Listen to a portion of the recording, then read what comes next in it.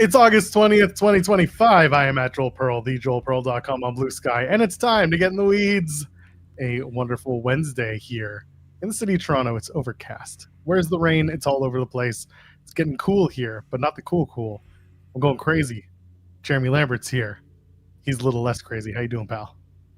I'm well.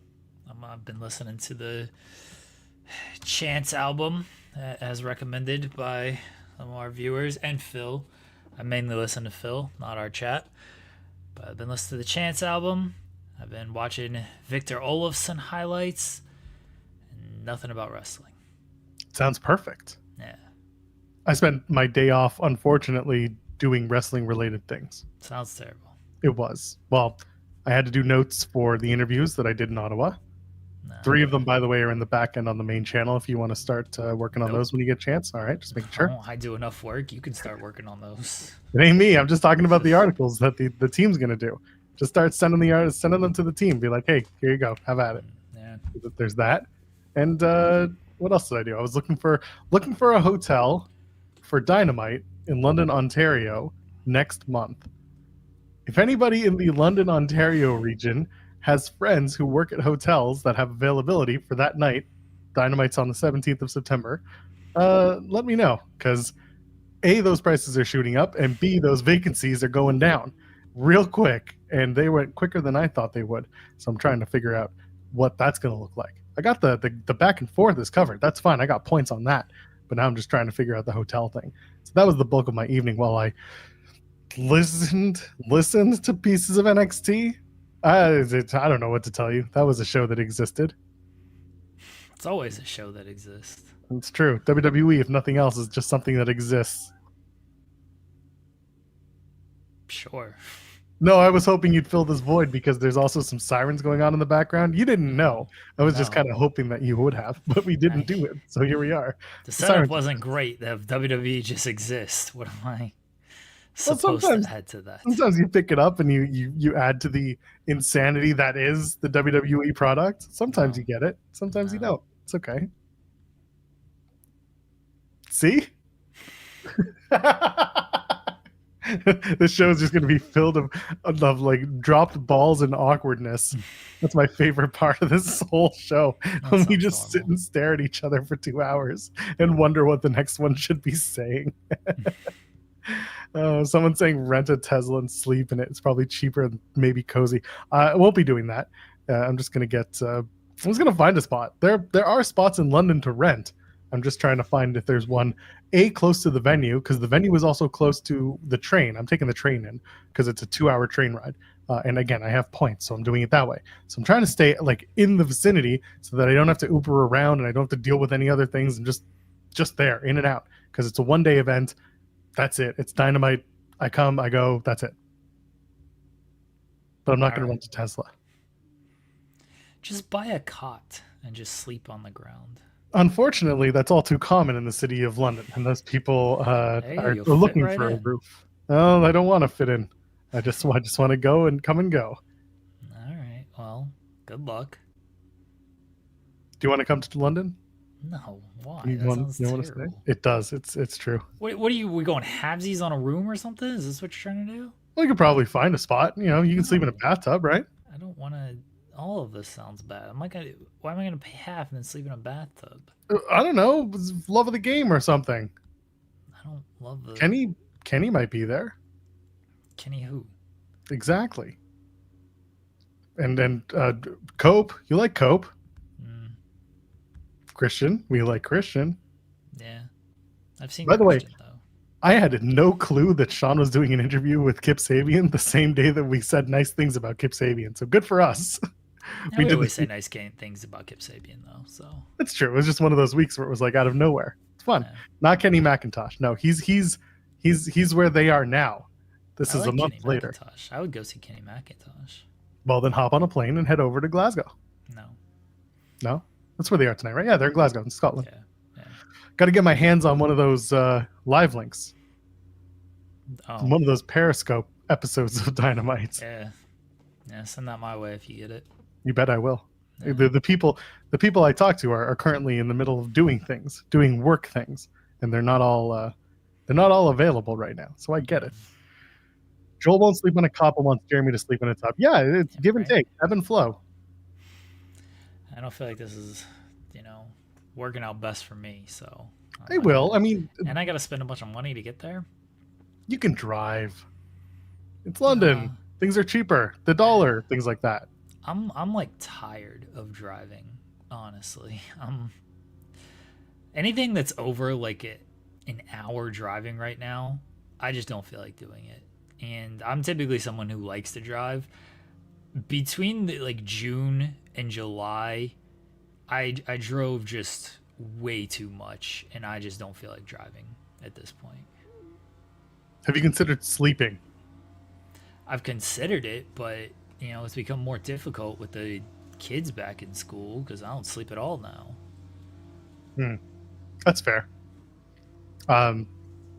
Someone affiliated with the Elegance brand in TNA just liked a tweet that I made last night, and that's disturbing.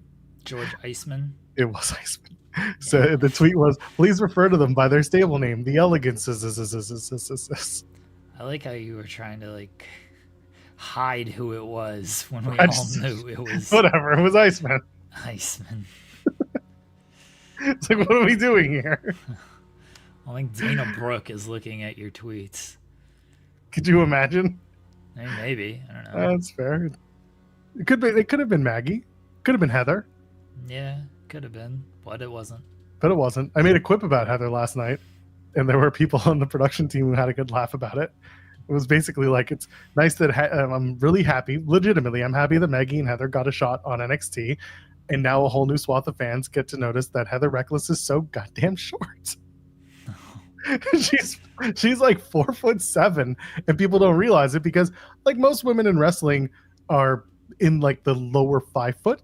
And then one afternoon I'm watching an episode of Impact and I'm like, whoa, holy shit, she's really short. And yeah, that was it. Dana Brooke has not blocked me, by the way. I don't think anyone in TNA has blocked me. They should. It's true. I'm sure some of them have considered it for things that I've said. Yeah, they should all block you, honestly. There are ones that I've said shit about who still follow me on this app for some reason. That's my favorite. That's not good. Well, listen, if your whole gimmick right now is hiding in the closet and waiting for someone to say your name, that's what it was. He was hanging in a storage closet. I thought it was a cabinet. One and the same in this case. I think like at first I thought it was like a locker, and then on second and third viewing, I'm like, is this like just a cabinet that he's just deciding to pop out of here? That's weird. This bit is so dumb. Yes, it is. Incredibly. Like, it's hilarious. Like, if you take Joe Hendry for what he is, which is just a mid-card comedy act, no offense, but that's what he is, then like it's a fine bit. Like, let me just pop out all random things because someone said my name. Like, cool. This ain't like main event level stuff though. And let's not pretend that it's main event level stuff. It's cool mid-card comedy act. And if you are resigned to that, I got no problem with this.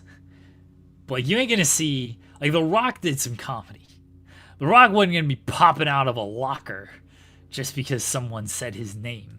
No, but what's funny is that you bring that up, and meanwhile, who was it that popped out of the locker when Rock had his comedy routine? One of the most infamous ones was Hurricane Hell. Hurricane, yeah. That's exactly what he is. Right, that's the point. Is like Hurricane had a nice little role as a mid-card comedy act. Like, there was nothing wrong with that. He faced main eventers. Cool. Like, there's a role for Joe Hendry as a mid-card comedy act. And if you accept that, no problem. But if you think that this is like main event level stuff, again, guys can poke. The Young Bucks are doing great work poking fun at themselves. Even they aren't going to this like depth of geekdom when it comes to how they're presented on the show. Because there's a little tongue-in-cheek there with the Young Bucks. There ain't no tongue-in-cheek with Joe Hendry. This is who he is. This is the bit. This is the gimmick. No problem as a mid-card comedy act. Yeah, it's fine the way it is, as long as, like you said, as long as no one thinks that this guy is going to be the NXT champion anytime soon. But he takes himself very seriously. You listen to his interviews, and he wants the John Cena match. He wants more WrestleMania moments. He wants to be the main event. And like, there's a place for Joe Hendry. There is a place for Joe Hendry as a main eventer, but like, the character has to change, and there has to be certain concessions as to how he, how he does things effectively. It's He can have the John Cena match. He can have WrestleMania moments. He had one against Randy Orton. But he's going to have them in the vacuum of you're getting beat in 2 minutes. Exactly. That's what I'm these saying. Guys.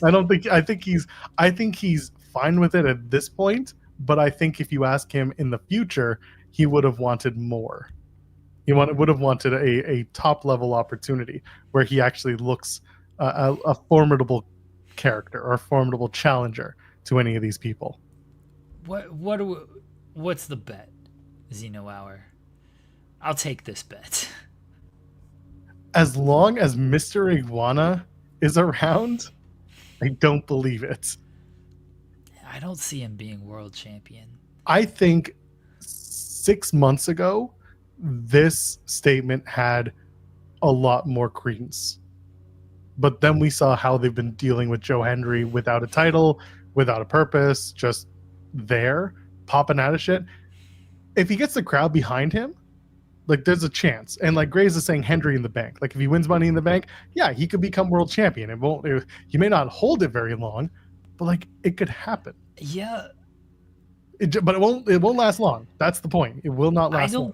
I don't think it's there at all. And my reasoning is, I think Vince would do something like that because he'd find it funny, and he was more likely to switch these titles and like, ha, let's put it on Joe Hendry. He's a funny little guy, and he can win Money in the Bank and cash in, and he could still be a comedy character type thing.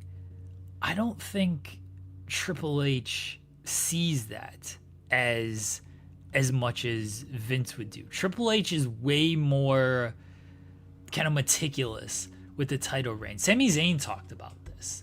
And Sami Zayn talked about how under Vince he was more likely to get a world title run because Vince would switch things on a whim, and he would see kind of more value in putting the title on Sami Zayn. Now, value is relative to what you're doing, and value is, there's a scale of value. Vince saw value in Jinder Mahal as the champion. Triple H is more, again, just sort of meticulous with the world title reigns. And you look at the guys who have held the world title under Triple H, it ain't a long list, and he's been there for nearly 3 years now. It was June 2022 when Vince initially resigned.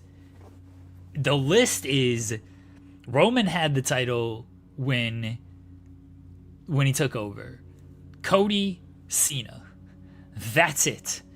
They created a new title, and the list is Seth Rollins, Damian Priest, Gunther, Jey Uso, a short reign for Punk, and that's it. Those are, and then of course Gunther and Rollins again, but my point is just to name the one. That's 3 years. 3 years, and we've had 8 different champions between 2 titles in 3 years? Outside of like, oh yeah, Drew cashed in as well. Okay, so Drew and Punk had 2-second title reigns. Like, we can barely count both of those. You're still looking at the long title reigns were that Triple H has done. Cody and Cena, Gunther, Jay, and Seth. That's 5 title reigns that he's switched in 3 years between 2 titles. Yes, Drew got a short moment. Yes, Punk got a short moment. Maybe Joe Hendry gets a short moment, but 5 long title reigns. And yeah, Jay was only 6 weeks, but that's still longer than 5 minutes. 5 title reigns in 6 weeks, or in 3 years. It's not a lot. And again, you look at those talents, Priest was a Money in the Bank thing that held it for a little while. Jay was a Rumble winner who held it for a relatively short period of time. Joe Hendry just... Triple H has always liked Priest, dating back to the NXT days. Jey Uso is Bloodline Legacy, who got really over in the main event scene with things. Joe Hendry ain't that guy. He just ain't that guy. Well, it's funny because, like you said, Priest was a Paul guy. Gunther was very much a Paul guy. Seth Rollins was one of the original Paul Levesque guys. Jey Uso, you mentioned it, did the legacy stuff with the Bloodline, and also Jay got over to a degree where it was like, I think we have to try it because this was a fan service type of thing. Give it a try, see how it went. 6 weeks later, it was back to Gunther, and then Punk is Punk. Like everyone has their feelings, but Punk is part of the centerpiece story, even though he doesn't have the title right now. There's credence to who has the world championship on, specifically the World Heavyweight Championship, based on their connection to Paul Levesque. I don't know if Joe Hendry has that connection. I know that both men have spoken highly of each other publicly. You know, there was the whole Paul Levesque said this isn't going to be your last. But of course, a WrestleMania moment can easily be, you know, someone's going to kick you in the dick next year and that's going to go viral. That's all it could be. So I don't know if world champion caliber wrestler is what we're looking at for Joe. I think that if he has a very successful mid-card career, then there's opportunity there. But he's also, if he wants a world title level WWE run, then his NXT run is going to have to turn into something that we haven't seen before. And right now, the way it's starting, the way it's continuing at least, is not exactly, you know, blowing the roof off of anyone's commentary about him. Like, maybe he can win the NXT championship. I think that's where you can look at for Joe Hendry, is an NXT title run. And if that goes well, maybe it leads to something else on the main roster for him. But you look at some NXT champions and how long they've taken to come up to the main roster and where they're at. And Braun Breaker, look, he's a main eventer. Everyone says he's going to main event multiple WrestleManias. It still took him a couple years. He at least had time on his side. Carmelo Hayes has some time on his side. And it's even been a year for him, and he ain't really progressed on the main roster. Obafemi, we expect to do big things on the main roster when he eventually gets called up. Trick Williams, I think there's a good spot for him on the main roster when he eventually gets called up. All these guys are in their 20s. Joe Hendry is Trick's 37.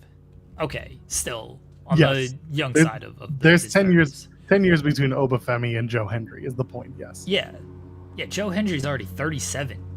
He ain't got as much time on his side as some of these other guys. And I don't see him being a world title guy.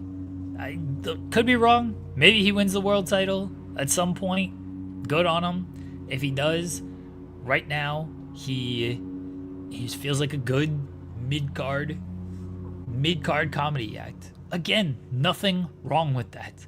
The Miz has gotten a ton of longevity out of that. R-Truth has gotten a ton of longevity out of that. I think Joe Hendry can get a lot of longevity out of this. I just don't see him being a world champion. Well, at least he's not in this closet back here, because that would have been awkward. He might be. Have you said his name? Yeah, we've said Joe Hendry a handful of times. Okay. But you can clap? Oh. No, he's not in there. A couple of old keyboards are in there. That's about it. A couple guitars. Zeno, I was saying Miz was a world champion. Yeah. 20 years ago. Also, at a point where, like, people really didn't like it. They really didn't like Miz as the world champion. In fact, every time he retained, people were like, I'm done with this company. It wasn't until he did the stuff with Cena at WrestleMania that suddenly, like, maybe Miz is good, despite the fact that he got loopy. No. 2021 doesn't count. Stop. 2021 Miz does All not right, get. he was the world champion in Yes, those 2021. those 3 weeks where he won the title, refused to face Bobby Lashley, and then had the shits. He had to poop, but they wouldn't let him have a title match. Again, Yeah. my point on all of that was different era as well. I think Vince was more likely to try things like putting the title on The Miz, putting the title on Jinder Mahal, putting the title on Jack Swagger. Triple H, at least for right now, maybe down the line, he'll want to try certain things like that. We got 3 years of evidence. Yes, my lawn people are here. We have 3 years of evidence that he ain't trying those type of things. And when is he gonna try these type? It's gonna be another 3 years. Joe Hendry's 40 at that point. Like, is that when he might be like, all right, Joe Hendry, let's go with him as the champion? There's way more evidence against Joe Hendry having some type of run than there is for Joe Hendry having a run with the world championship. Has anyone considered letting Joe Hendry run Dark State? I don't think anybody runs Dark State, you know? Well, that's the thing. Maybe they need some leadership. Because everyone was like, "Oh, it's Trick. Oh, it's Javon. Oh, it's this guy. It's that guy." No, maybe it's just Joe Hendry is leading Dark State, and that's why they keep making ass jokes. Because Joe Hendry's an ass. Because Joe Hendry shows ass. Listen, you want Joe Hendry to go over as your top guy? Maybe if he wore a red hat with some white stitching on it, he could be the guy. But right now, he's just, you know what I'm talking about. But right now, he's just not that guy, pal. Oh, hold on. What? Maybe if he wanted to make Hendry great again. Don't give him that gimmick. That's up to him to want. Well, I don't think he wants that gimmick. I like that one person immediately got it. I got it, but it's just not good. Yeah, well, most of what he does isn't very good, so that's the point. That's the point we're arguing here, is that Joe Hendry is not, at this time, a world title contender. Too far. I could go further, but that's not too far. Trust me. People telling me to ease up. How about you ease up and leave a thumbs up? You got some pyro for me? No. All right. Let's see. Is it going to do it? Hey, it's faster than normal. Oh. Wow, it was gone real quick. Premature, yeah. There it is. I didn't hold it long enough. It comes and goes. My God. Yeah, the fireworks are just all over the place today. Good for them. We're just using up all the budget on the pyro today. Go ahead, leave a thumbs up on the video. Subscribe to the channel if you haven't already. We got a lot coming up and a lot going on. So every day we're here, 10 a.m. Eastern, Monday through Friday. Myself, Jeremy Lambert, SB3, some combination of us are here doing the thing. And of course, you can drop a super chat. Any amount, get your question or your statement read on the air. Supports us here, supports the creators here at Fightful Overbooked. So we always appreciate when you do that. We got plenty to talk about. And this is the stuff we talk about. Joe Hendry, the non-main eventer. Yeah, you're just popping out of cabinets. Just popping out of shit. It looked like it was a plastic cabinet, like one of those lawn sheds. Yeah, it didn't look very one of these times, like, he's gonna pop out of something that's not well built, and it's just gonna like fall. Remember when the stage fell when Ricky was on it? Yeah. That's what's gonna happen. You know what I really want to happen? I want someone who's in a feud with Joe to one-up him by walking up and just bringing a padlock. Like, Ava's in the back. She's standing near a locker, like a big locker. And the bad guy, the heel, walks up to Ava with his locks the cabinet that's on camera with them, and is just like, trust me. And then they do the Joe Hendry thing, and either one of two things. Either he steps up behind the heel and gets his goad, or he legitimately does get stuck in the locker and he can't get out. One of the two. That's what I need from the Joe Hendry story.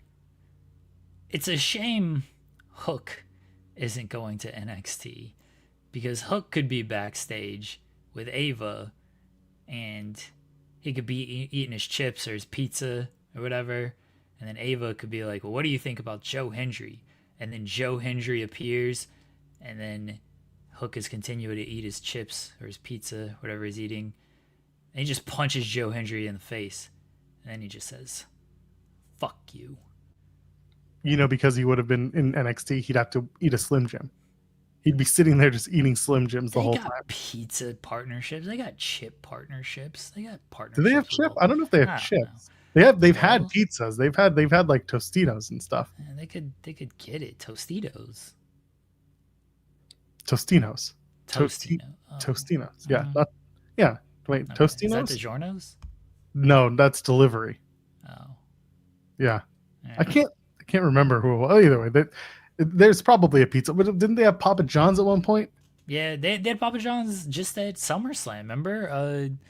Nikki Bella delivered it. That's right. Yeah, so are you telling me that if I order Papa John's, Nikki Bella is going to deliver it to my door? Is that what we're saying? Try. All right, I'm going to do this. Shoot your shot. See what happens. All right. You think she'll cross countries to do this? Papa John's. See. Oh, man, they're all closed because they all open at 11 a.m. All right. We'll try later. I'm going to order Papa John's on air. No, shows up? Oh, I don't want Papa John's right now. I don't want it for lunch. I have lunch already planned. Coward. It's fine. Totino's. It's all the same. I'm Canadian. We don't have crap in our country. We do. We have a lot of it, but I don't think Pizza Bites were one of them. What do you think of the venue last night? What's that?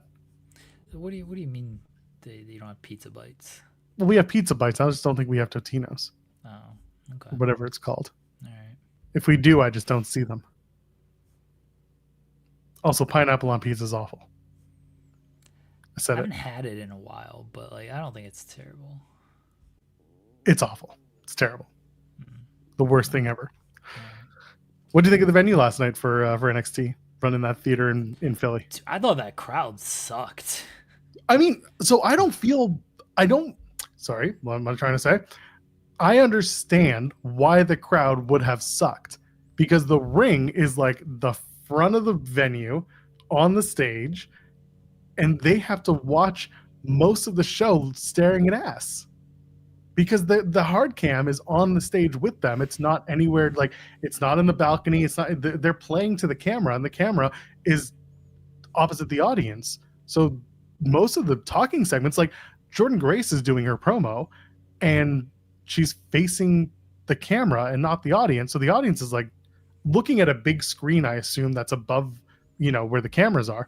And it's so awkward. The setup was just very awkward. Like Zeno, I was saying, crowd didn't suck. It was the setup. And that's the first thing I said. I was like, I hope they're not doing too much in front of an audience because any promos that they're doing are going to get completely sucked up by the crowd being like watching ass. Right, so it wasn't very good. The setup sucked. And that made the crowd suck then. Because the crowd, it didn't sound like they were reacting to anything. Like, I felt bad for everybody. Like, the work was good. Everyone worked hard. Some of the stuff I wasn't a fan of, we'll talk about. But the crowd just did not care. It felt like there was no crowd for most of the show. Like, that's how silent they were. Yeah. It was an awkward show. It was one that I was looking forward to because when they started it, I was like, oh, this is a cool setup. And then as they started doing more, I was like, oh, no, it's not. They're filming it in a very poor manner where the audience is a prop and not an active participant in the program. And when that happens, it sucks. And this is reason number 856 why when people ask, like, when do you get tickets, where do you like to sit, and people are like, sit opposite the hard cams, you could be on TV all night. I'm like, no, don't do that, because all you're doing is you're staring at people's backsides all night. Like, if you want to do that, good for you, that's your call. But if you want to actually watch the show and be entertained, literally anywhere else, sit as close to where the hard camera is as you can, and you'll be able to see everything as it's supposed to look. Last night was like proof positive that 17 people sitting in that row where the cameras were, they got the show. The 1,000 behind them, they didn't get much. They got to look at a screen and react all night, and I don't think that's very cool. Yeah, it wasn't great.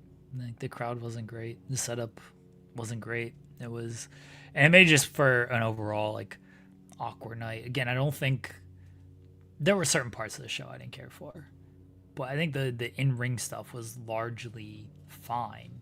Just the crowd. The worst of it, two segments.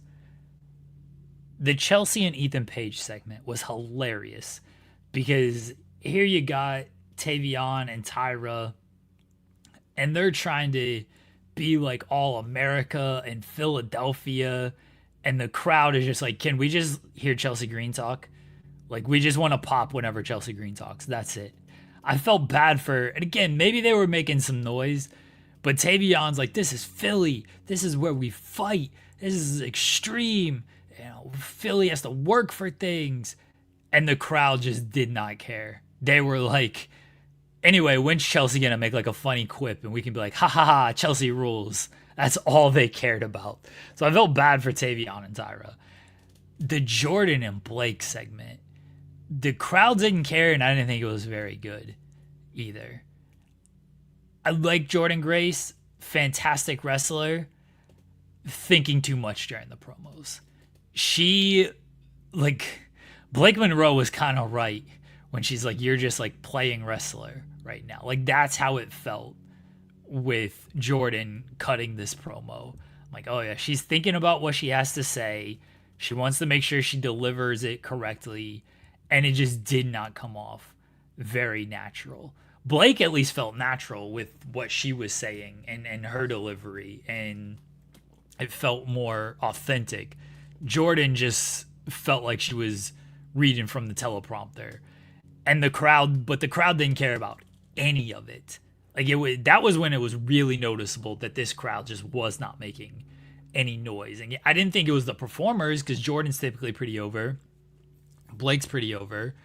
The material wasn't great, but usually crowd like stars, and they just didn't say a word during this segment. Like, the crowd had nothing during this segment.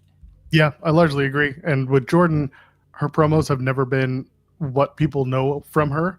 She's working on that, which I appreciate. This wasn't the best. The crowd being dead was, again, going back to exactly what I talked about. They weren't involved. They were just pieces of the audience. They were bits.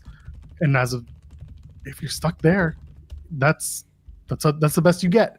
You're just gonna be stand-ins, cardboard cutouts. And then, yeah, the content itself wasn't very good. Blake knows how to play her part. She knows her character. She knows what she's doing. And the story's not very good to begin with either. Because, again, Jordan Grace is not that person. And she's already said, yeah, I'm not. And I'm better than who I was. And I've struggled with body image issues. And I'm better for having confronted them. I'm a better person now than this person is today. And as a result, the story just isn't there. It's more like just have her beat her, have Jordan beat Mariah and move on. But like, there's also a part of me that thinks Mariah's going to win and just move on in her quest for the NXT title. And that'll be that. And then Jordan hopefully gets a shot to move up to main, where she's supposed to be anyway. But if this is to get her to work on her in-ring promos, then good. Do it now. Get it out of the way. Work on it. And then move ahead. But the stories have to be much better than what they've been presenting so far for her. Yeah. It just... You know what they could have done? Sorry, Zeno, I was saying, kind of surprised they didn't go into the crowd with the setup. So remember the beginning of the Inamura and Briggs match? They go onto the balcony and they go down into that pit, the orchestra pit. And they mention that the orchestra pit's there. And then they didn't use it for the rest of the night. They could have easily shot the two promos that they did in the ring, the Jordan and Blake stuff. They could have shot it right in that pit. They also could have shot the country BS, the peace treaty, the Chelsea Green stuff. They could have shot that down on the floor in front of people, and it would have been different and it could have been better. But instead, they decided to shoot it all in the ring because WWE only knows one way to produce their programming. And when you're stuck with that one central way of production, then things get stuck when you're working a venue that's not a traditional arena setup. Even like you can do it in a place like Center Stage, but you got to try new things when you've got this particular setup like a theater, because it looks bad when it's just back to the audience. Yeah, the setup wasn't good. The segment wasn't good. This is their first time at this venue, right? Because usually they run 2300, and AEW is running 2300 starting next week, I believe. So Yeah, after the pay-per-view. That's when yeah, they start the residency there. yeah, it starts next week. So I don't think they could have ran it so close to AEW running, because usually the arenas have the contract clause with everything. So it was their first time at the arena. Maybe they didn't know how it was gonna play. They clearly didn't do the homework on how it was gonna play. And again, maybe you don't know until you run the show, and then you kind of learn from the mistake of it. My guess is if they run the arena again, they'll have a better fix for things, or they just won't run the arena again and they'll just run 2300. Yeah, I don't think they'll run. It's the Met was the name of the venue, the Met Philly. Yeah. It's a beautiful venue. Do not like get us wrong, but it's very much a concert venue. The way they had it set up was like a concert because they either chose not to or they couldn't move chairs that were in the center to have the ring more towards the center, kind of like what AEW does when they run these like the Andrew J. Brady, excuse me, the Andrew J. Brady Center. When they run a venue like that, that's very much a kind of a more modular setup where you can have the concert set up with the stage or you can take around the chairs. I don't know if the Met has that capability, but if they did, they should have tried to do it because it just doesn't play well when the stage hosts the ring and everyone's stuck, looking at one central location in what is normally done in 360. People talking about like the segment and how they could could have focused on body positivity and done something with that. Like, this is the thing with NXT, and I'm not saying it as this is a good thing, but this is the thing with NXT of they did this with Roxanne and anxiety. They did this with Josh Briggs and depression and alcohol issues and things like that. And they're doing it here with Jordan. They like to start something like this and then it goes absolutely nowhere. Like, it doesn't go anywhere. So that's their whole thing, is they like to act like they're going to touch on this stuff, but they just aren't. People asking about women writers on the team. There's one, to our knowledge, and she works with Punk. That's the only one that I am aware of. Dana Warrior left years ago, at least maybe actually just a year ago. But there should be more women on the writing team. Absolutely.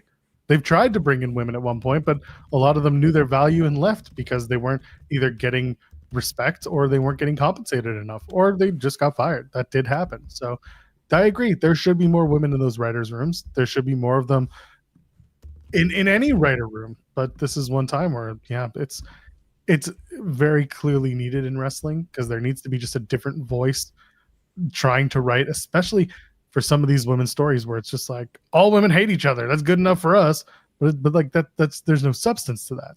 And then they try to add substance, and it's like these people have never spoken to a woman in their life, or the only stories they hear are very like third hand, wrestling trope stories about women in the sport. It's so obnoxious.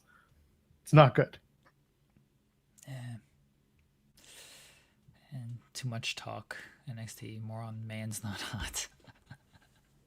Someone saying hire me as a logistics coordinator, site logistics coordinator. In a past life, I did scout location for film.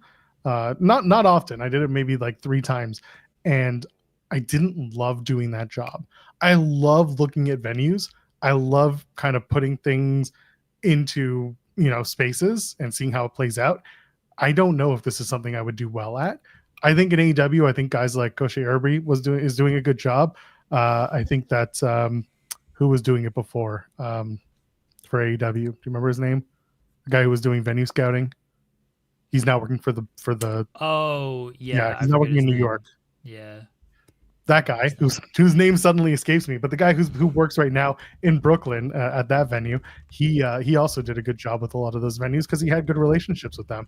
I'm sure someone in the chat's going to remember their name, but yeah, when those people find good venues that look good for wrestling. Yeah, no, not Mike Mansouri. He's doing production and everything.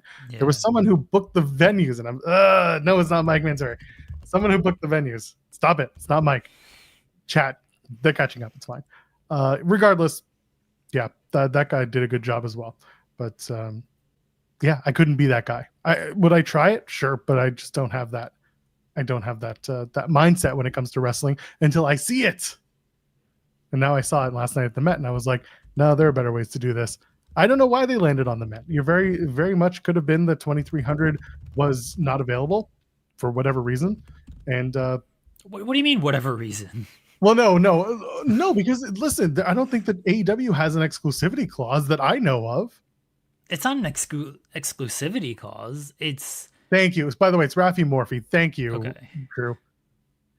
It's not an exclusivity clause. It's most of the venues put that in these contracts that you can't run within a certain time frame unless you're willing to pay a lot more money. I mean, we did QT Marshall on Spotlight, and they ran Center Stage a couple weeks after Great American Bash ran at Center Stage. QT said, we booked it first. They paid a lot more to book it when they did. I don't know how much more, but I totally believe that. And that's also it's QT, it's One Fall Wrestling. Like it's an independent promotion. It's not another major league promotion running the show. I mean, I'm pretty sure I certainly don't have this in writing, but I think general consensus would tell you that they couldn't run 2300 because AEW is literally running it next week, and it's pretty common practice in these contracts. And Thurston is, shown the contracts that you got to have like a 6-month waiting period before you can run the venue after the other company has run it. Looking to see if maybe we're both wrong and something happened. But no, I don't see anything else that would have been the same night. Question mark? Making sure. Yeah, no, just wrestling. Wrestling. Who likes that? But yeah, there you go. It should have been 2300, but that wasn't going to be the case. Instead, they picked the Met. They tried to do another theater, and this particular time, it did not work. That's all. The main event, though, between Javon Evans and Trick Williams, everyone talking about the table spot. That boy Bouncy right off that table. It's a hell of a miss the table. He had his back right on the edge of the table. My God, it sucks. He took it hard. They ran long because that match when they got to the finish. Oh, they got right on out of there. They didn't even put up the executive producers. They didn't have time. They finished the match, raised Javon Evans' hand, did the shot of Trick and Santana looking at each other, and then that was it. They just got out of there. So I'm curious as to what led to the miscounting. Someone was trying to tell me it was because of the table spot, but that table spot, the checking on Javon was completely done while they were in commercial. So it wasn't that. Something happened that totally messed up the timing of the match, and they finished like right on the second that they had to get off the air. It still felt like that table spot went longer than it needed to or was supposed to. And even if it happened during commercial, which I watch on Netflix, so I'm very bad at like knowing. Like I know the announcer Vic Joseph when he like throws it to commercial, but because it's all just one shot for me and I don't pay that much attention to the announcers, I don't think of like when they're actually throwing to commercial. I'm just watching the match and not necessarily. Just to give you the way that it's cut. So when you're watching live, yes, you don't see it. I went back and saw where the cut was. So he goes through the table, Javon Evans does, and then they did go to commercial because you can tell when there's kind of a break in the commentary, it feels like they're going to break. If you're watching it live, there's the top corner where the bug is that says the WWE live in the city they're in. When that goes down, they're in commercial. So they went to commercial, they came back, Javon's back in the ring in a headlock. That's when he came back from commercial. So they'd already done the check-in. Really? Because then I went back after the show had finished. That's when they cut out all the commercials and they just condensed it to one file without the commercials, without anything. And at that point, the cut was goes to the table, they hang on it for a second, they come back, Javon's back in the ring, they've got a headlock on, and they're just back to it. So they didn't show the 10 count at all? They did not seem to show the 10 count. They got back, he got back in the ring, and that was that. Maybe picture in picture on CW showed it, because I think they still do that. But again, I'm watching on Netflix like you are. And what I can tell you is, from the Netflix point of view, he goes through the table, and then whatever you see next on the Netflix cut, the new, like the updated one after the show, is they come back from commercial and Javon's already in the ring, and they're doing a headlock. Okay, I mean, I'll take your word for it. That sounds dumb as hell, honestly. Yes. Again, that's the timing of it. That's why it was so weird. I don't know what went wrong, but something got mistimed, and they had to rush the finish. They had to rush the end of the show. I don't know if it was that match or a segment went long earlier, and people saying that maybe the Chelsea, Ethan, Tyra, and Tavion segment went a little long.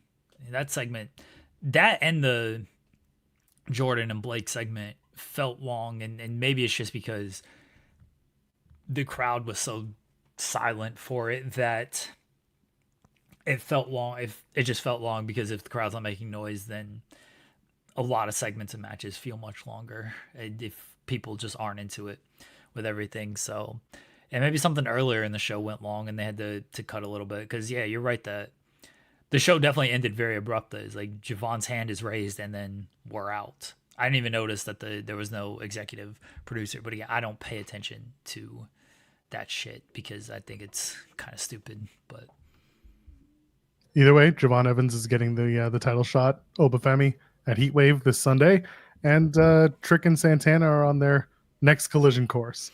They finally addressed a month away. Is it already a month? No, it's not. No, 2 months away. 2 months away. It's October. Yeah. We're 2.5 months. Yeah.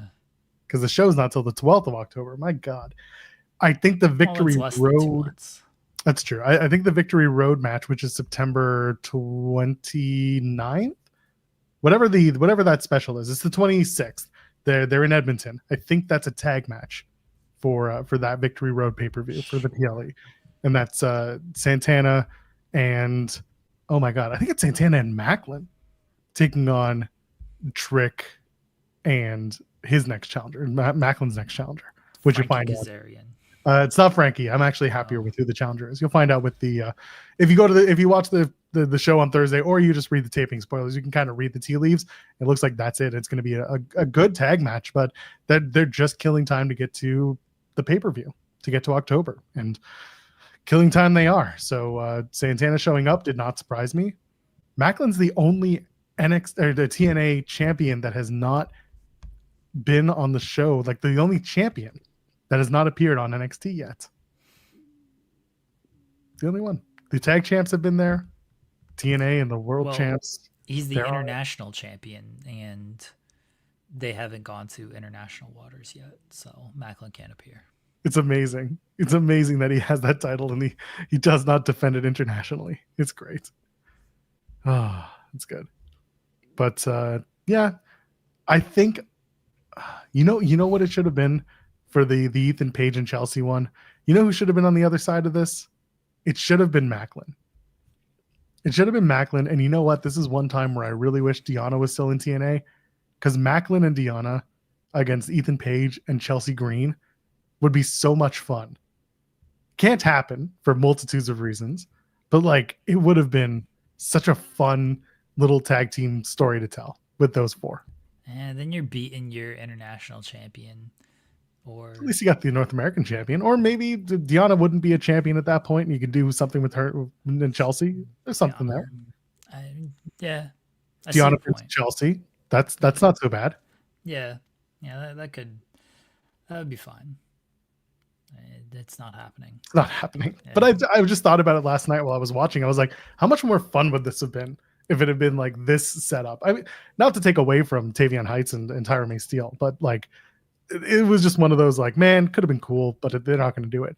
And for Macklin to be the only champion in TNA who hasn't shown up yet, when there's like a multitude of stories you can tell from his time in NXT and everything that he went through with main roster, and like his disappearance and being fired for the stupidest reasons, losing his job because of somebody else, that's something you can play on. You can have some fun with that. But Instead, he's waiting to defend his title internationally. Yeah, I don't know when he's gonna travel across international waters. He should show up at AEW tonight. They're in international waters. Perfect. You know what? I wouldn't be surprised if because there's the partnership and the ownership with AAA, wouldn't be surprised if maybe he goes over there and does a thing. Because like TNA and AAA have worked together before. Now more than ever, there's a connection through WWE. There's there's something you could do, but I don't know. I'm just like the easiest international defense you could do is the one where you're all connected somehow. I think there's less of a chance that we're gonna see TNA talent in AAA moving forward, because they did the Triple Mania that was announced before the WWE purchase and everything. That's when they had like Moose and Hendry and the Nimitz, maybe even the Hardys were on that show as well. Like that's when they had those guys on that show. And then this last one, there was no TNA talent. I think that you're more likely to just continue to see WWE talent in AAA instead of let's bring in this TNA person for AAA. We'll see, but that's just my thoughts. That I think we'll continue to see WWE talent in AAA, and I don't think we'll see as much TNA talent. I think the TNA talent they want to use, they'll use on NXT, and the TNA talent they don't want to use, they'll continue to be in TNA. Damn. Hey, you want to go outside? Too bad. Can't go outside. You're stuck where you are. Oh man, we'll see. Just something that I was thinking about the other day. It's like so easy to do that, but like you said, they might not want to. Laredo Kid and Octagon. There you go. They're in AAA. They do stuff. Laredo not so much, and Octagon too. They kind of wrote off Octagon from TNA, and they just never brought him back. Yeah, like Laredo Kid as well. I think. I don't think Laredo's worked TNA since the takeover. Yeah, we ain't counting them as like TNA talents. Come on now. No, they were. Well, Laredo was under a TNA deal, but like I think Octagon was too, but they were under dual deals. Sure, but again, neither of these guys were. They weren't highly promoted. They weren't highly, spotlit. I mean, they were in the Rumble thing, right? The couple Bardal. Bardal, yeah. They both haven't been on TNA since the Brampton tapings when they got rid of Octagon and Laredo Kid went out and did the solo thing. They were the Aztec Warriors for like 2 minutes, and then it all went downhill. Yeah, we're not counting them as like these are TNA talents being used by AAA, because one, they're in the Copa Bardal. Again, this would have been a spot to use some TNA talents if you really wanted to use somebody. But who did they use? Omos, Otis. They were doing Cruz del Toro. They had in TNA's defense, they had, I think that was TV taping night. Yeah, it was. It was, yeah, because they did the show on the Friday and then Saturday was TV taping. So I think in their defense, yes, there are people they could have put over there. They could have, but then you run the risk of not having some people you need at your TV tapings. But the further point of this is if WWE wanted to take some TNA talent to use for that show, they could have. Or they could have just not scheduled the show for this, because I think it was announced after they made the purchase. So they could have. Important to them. What's up? I just don't think it was that important to them to move anything. No, I don't think it's that important to them to use a ton of TNA talent in AAA. Like, why are they going to use the TNA talent for these shows? They have their own talent. This is why they use Balor and McDonough and Raquel and Dominic and Dragon Lee and Americano and Los Garza and Natalia. And Americano. Like, they have their own talent to use for these events, and they would rather use their own talent than use the TNA talent. I think if TNA talent show up on a AAA event, you're likely to see it either at a Worlds Collide at the top, like not at the top of the card, but like at the top of possibility, a Worlds Collide, and maybe one of the shows that they would like randomly run in Mexico That's not like Triple Mania because that's just the time of year, but like at another mid-level show. Nothing major. I don't think they'll ever be like a main event of, they'll never do Trick or whoever the world champion is going up against the Mega Campeon. Like they'll stick to someone coming in and having a spot on one of the shows. I don't think you're going to see it at Worlds Collide because Worlds Collide, they brand that WWE and AAA. Again, if they want to use TNA talent, they'll put them in NXT, or they'll send their people that they want to go to NXT, or that they want to go to TNA. They'll put them over in TNA. But the talent they want to use, I mean, you notice with AAA, they're using main roster talent for most of these shows. Where in TNA, they're getting all the NXT talent for the TNA shows. I just think there's a divide there. And that was also how they announced their partnership for TNA, at least. It was always NXT. Right, but that doesn't mean they can't use main roster. Like, Fair. Joe Hendry was on WrestleMania and facing Randy Orton. Like, you can use main roster. I just think there's a very clear, and I'm not saying they're wrong for doing this. There's just a very clear divide of AAA. We'll use some WWE main roster guys because we own this promotion. TNA, we'll give you guys some NXT guys, and we're gonna take all your titles. That's how it goes. Yeah, like I said, with Worlds Collide, that's like the top end of where they could show up. That's what I was really getting at. But like you said, it's a WWE and AAA affair, and TNA's never been mentioned as part of it. So, like I said, top of what I would top of their like glass ceiling of appearance. So we'll have to find out. I'm of the belief that it could happen just because of the partnership, but I also understand your point that Steve Macklin should be world champion. Okay, just making sure. Should we talk about the thumbnail? Guess we're almost an hour in. We should probably talk about it. Sure. So I opened up my Instagram app and I hearted something the other day. And I thought to myself, man, I hope people don't find that and report on it as news because it's important. And nobody did. But Chris Jericho, on the other hand, he gets on that app, sitting in an airport, just hanging around, doing his thing. And he saw something that had his face and his likeness in it, and it looked good. And he liked it. And all of a sudden, everyone was like, oh my God, Jericho's going to WWE. It's happening. Oh my God. Oh my God. And I sat there and I said, why are we doing this? Why is this happening again? Why do we have to talk about this? Chris Jericho, his AEW deal, as of right now, is ending the end of 2025. This has been widely known since he re-signed a deal at the time when other members of the AEW roster had also re-signed. And we haven't seen Jericho since, April? Since Dynasty? Just after Dynasty? It's been a few months. But nobody knows where Chris Jericho is, other than if you listen to his podcast or follow him on socials and things like that. He has not been on AEW TV. And now people are of the belief that maybe Chris Jericho has a WWE run left in him, or maybe there's interest there because he liked to post, and that post happened to say that Jericho could go to WWE when his deal is done. So he hasn't appeared since the April 9th episode of Dynamite. That was when he was disappointed in the learning tree. As is tradition. I thought if he was going to come back, like, it would have been for All In. Like, how's Chris Jericho going to miss the biggest show of the year? And then when he didn't come back, I was like, oh, okay. Little curious that he didn't return here. And now there's just been, like, nothing on the Chris Jericho front. The learning tree's barely on TV. And if he wanted them to get their act together, they've completely failed on that.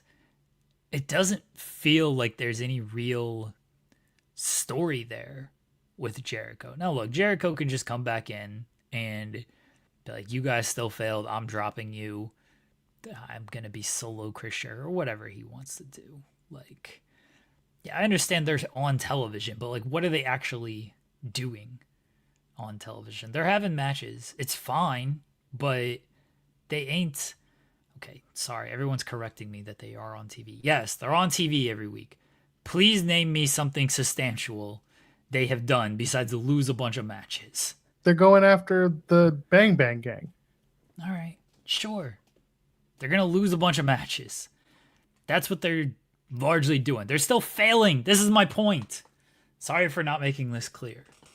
They're still failing and disappointing. They've not won anything. They got their title shot against Hurt Syndicate. They didn't win that. I remember if they got the title shot. Maybe they lost the contenders match. Point is, they've lost a bunch of matches. Yes, TV time's TV time. I get it. But if Chris Jericho, if they were supposed to impress Chris Jericho and step their game up after Chris Jericho left, they've done none of that. They've just continued to lose.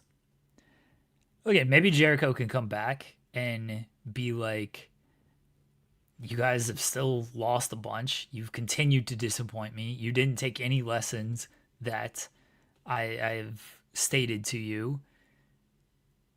I'm done. Like, we're just not going to we're not going to do the learning tree anymore. Or he could come back and be like, you guys have continued to fail. You clearly need more work. I'm here to save you. And then maybe they will get a big time learning tree push with Chris Jericho and everything. But it does just appear that the stuff with Jericho has been largely dropped. They're just kind of doing their own thing, and Jericho is kind of persona non grata with these things. I don't know about a WWE return. Him and Triple H have always been... I think they can be collaborative. Triple H loves working with people, but I don't know where that fits with things.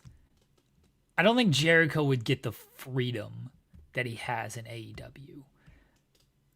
Like, you could not like the Chris Jericho stuff in AEW. Certainly I understand and agree.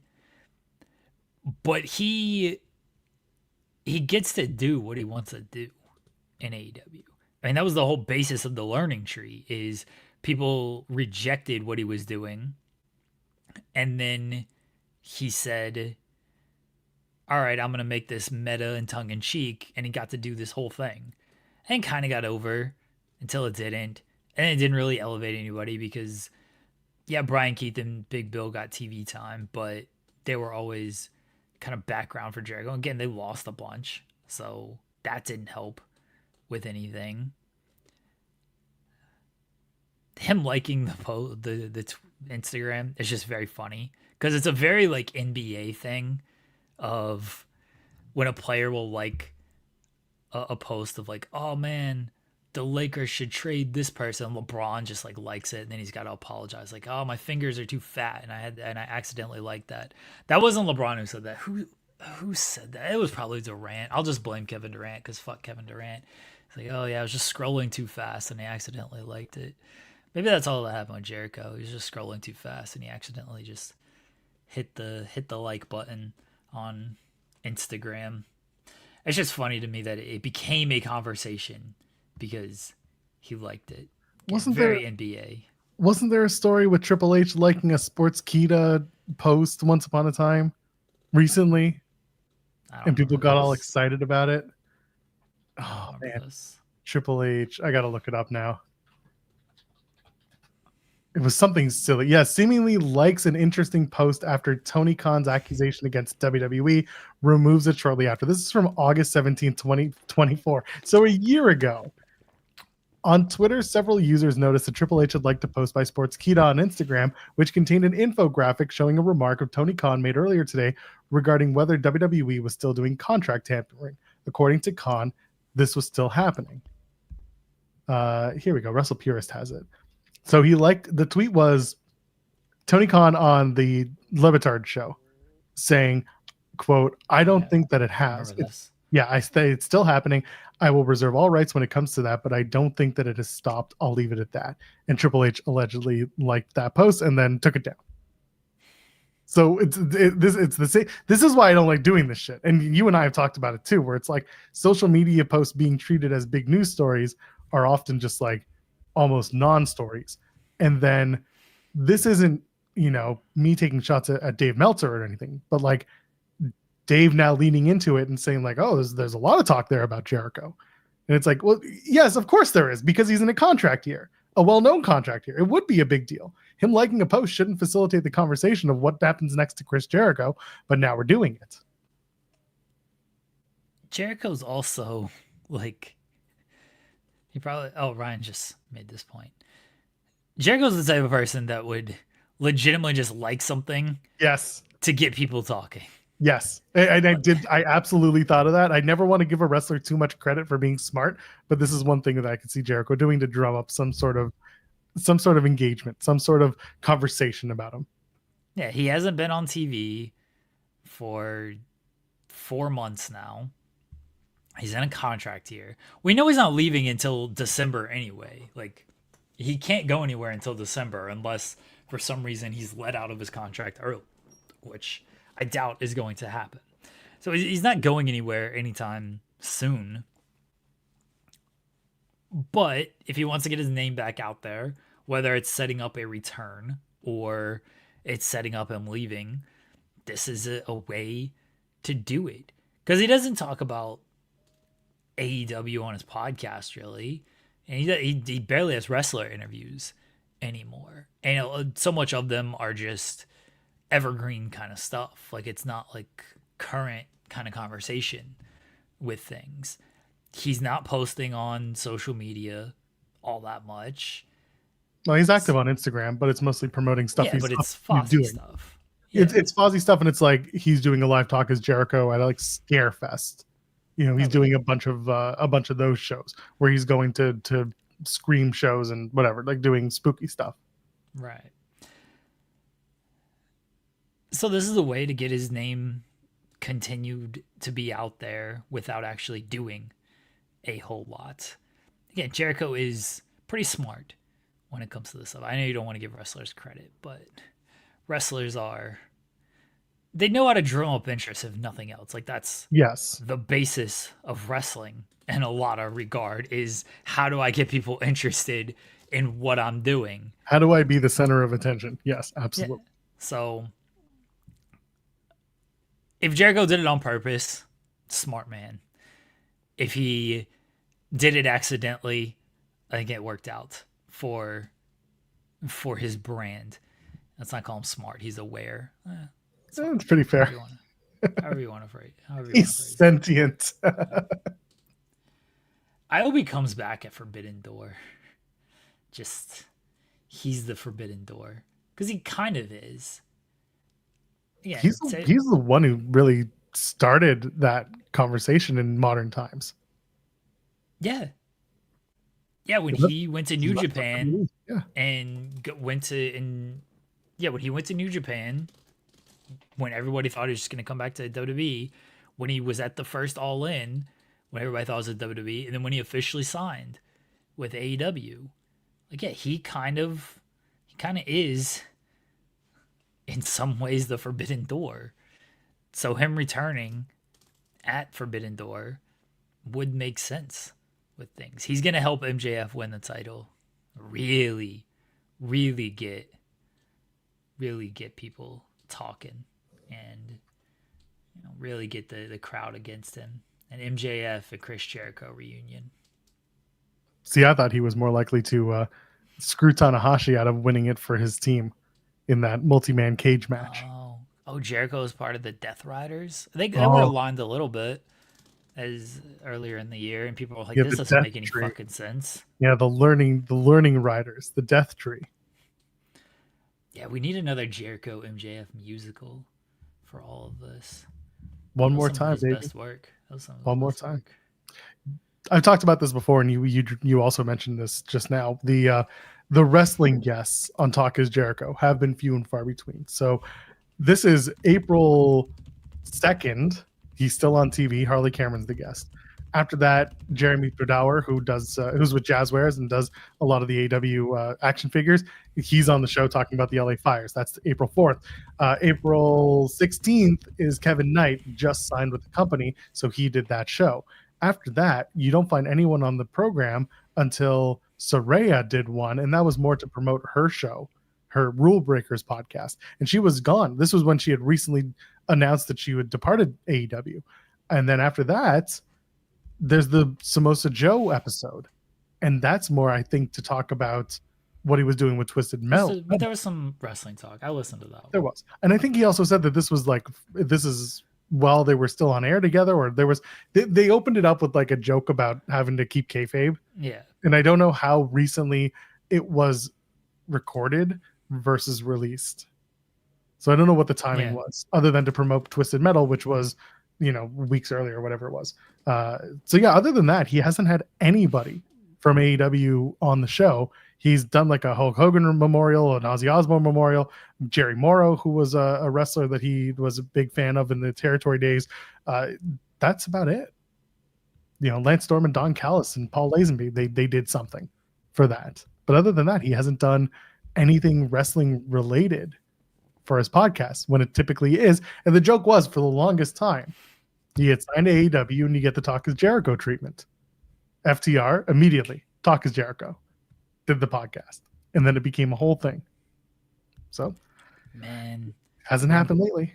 When Chris Jericho returns to WWE and he does that Cody Rhodes podcast. No, are you kidding me? He's going to immediately announce that Talk is Jericho is under the WWE podcast umbrella. He's immediately going to cash in on that. I mean, probably. But he's going to do the Cody podcast first. That would be fun. That Chris Jericho, Cody Rhodes podcast. Oh, no. That, and he'll do all of them. He'll do Stephanie. Oh, he'll do What's Your Story with Steph. And for sure. How much her husband and him hated each other, and now they're best friends, and they see everything because they vote the same way, and they have families and all this shit. They're gonna be besties. And then when he does Impulsive, because he's doing a WrestleMania program with Logan Paul, it's happening. Oh, it's all in. Are you crafting a tweet to Jericho? I've already done like multiple Jericho. I've already done one. Chris Jericho returning at Forbidden Door to help MJF win the title is going to feed generations. Now I'm gonna hedge my bet. Chris Jericho returning to WWE and appearing on the Cody Rhodes podcast is going to feed generations. I'm right either way here. I guess I'm wrong if he doesn't appear. It's a Forbidden Door and he just returns later on, but I'm hedging either way of a WWE return or a AEW return. And this is the thing: he either comes back at Forbidden Door, and then immediately he's got to go to 2300 Arena for like 3 weeks, or he comes back in Toronto or London in Ontario, and they go into All Out London. All Out Toronto, and he gets a big pop there. Maybe, who knows? Who knows where he fits? I think that's him at All Out would be would be something. I think that's the kind of sticking point. I don't know what sticking point, but I think that's where we're gonna learn a lot is Toronto. If he's there, then obviously he's returning. If he's not there, I think that says, ooh, I don't know if he's coming back to AEW. I thought it would be all in. I thought it'd be all in because I didn't think he was going to miss a stadium show, and then he missed it. Toronto's kind of that next destination of, if he's not there, that says a lot that he's going to miss the Toronto show. Yeah, and it'd be quite unexpected because he's been a focal point in some way, shape, or form to those Canadian shows. So for him not to be there for this run, that'd be telling. There's one thing about Jericho that I think people know, but they often don't want to give him credit for, and that's just the fact that whenever people get really stale with whatever gimmick he's done, he'll switch it up in some way. Whether or not it's successful is a totally different conversation.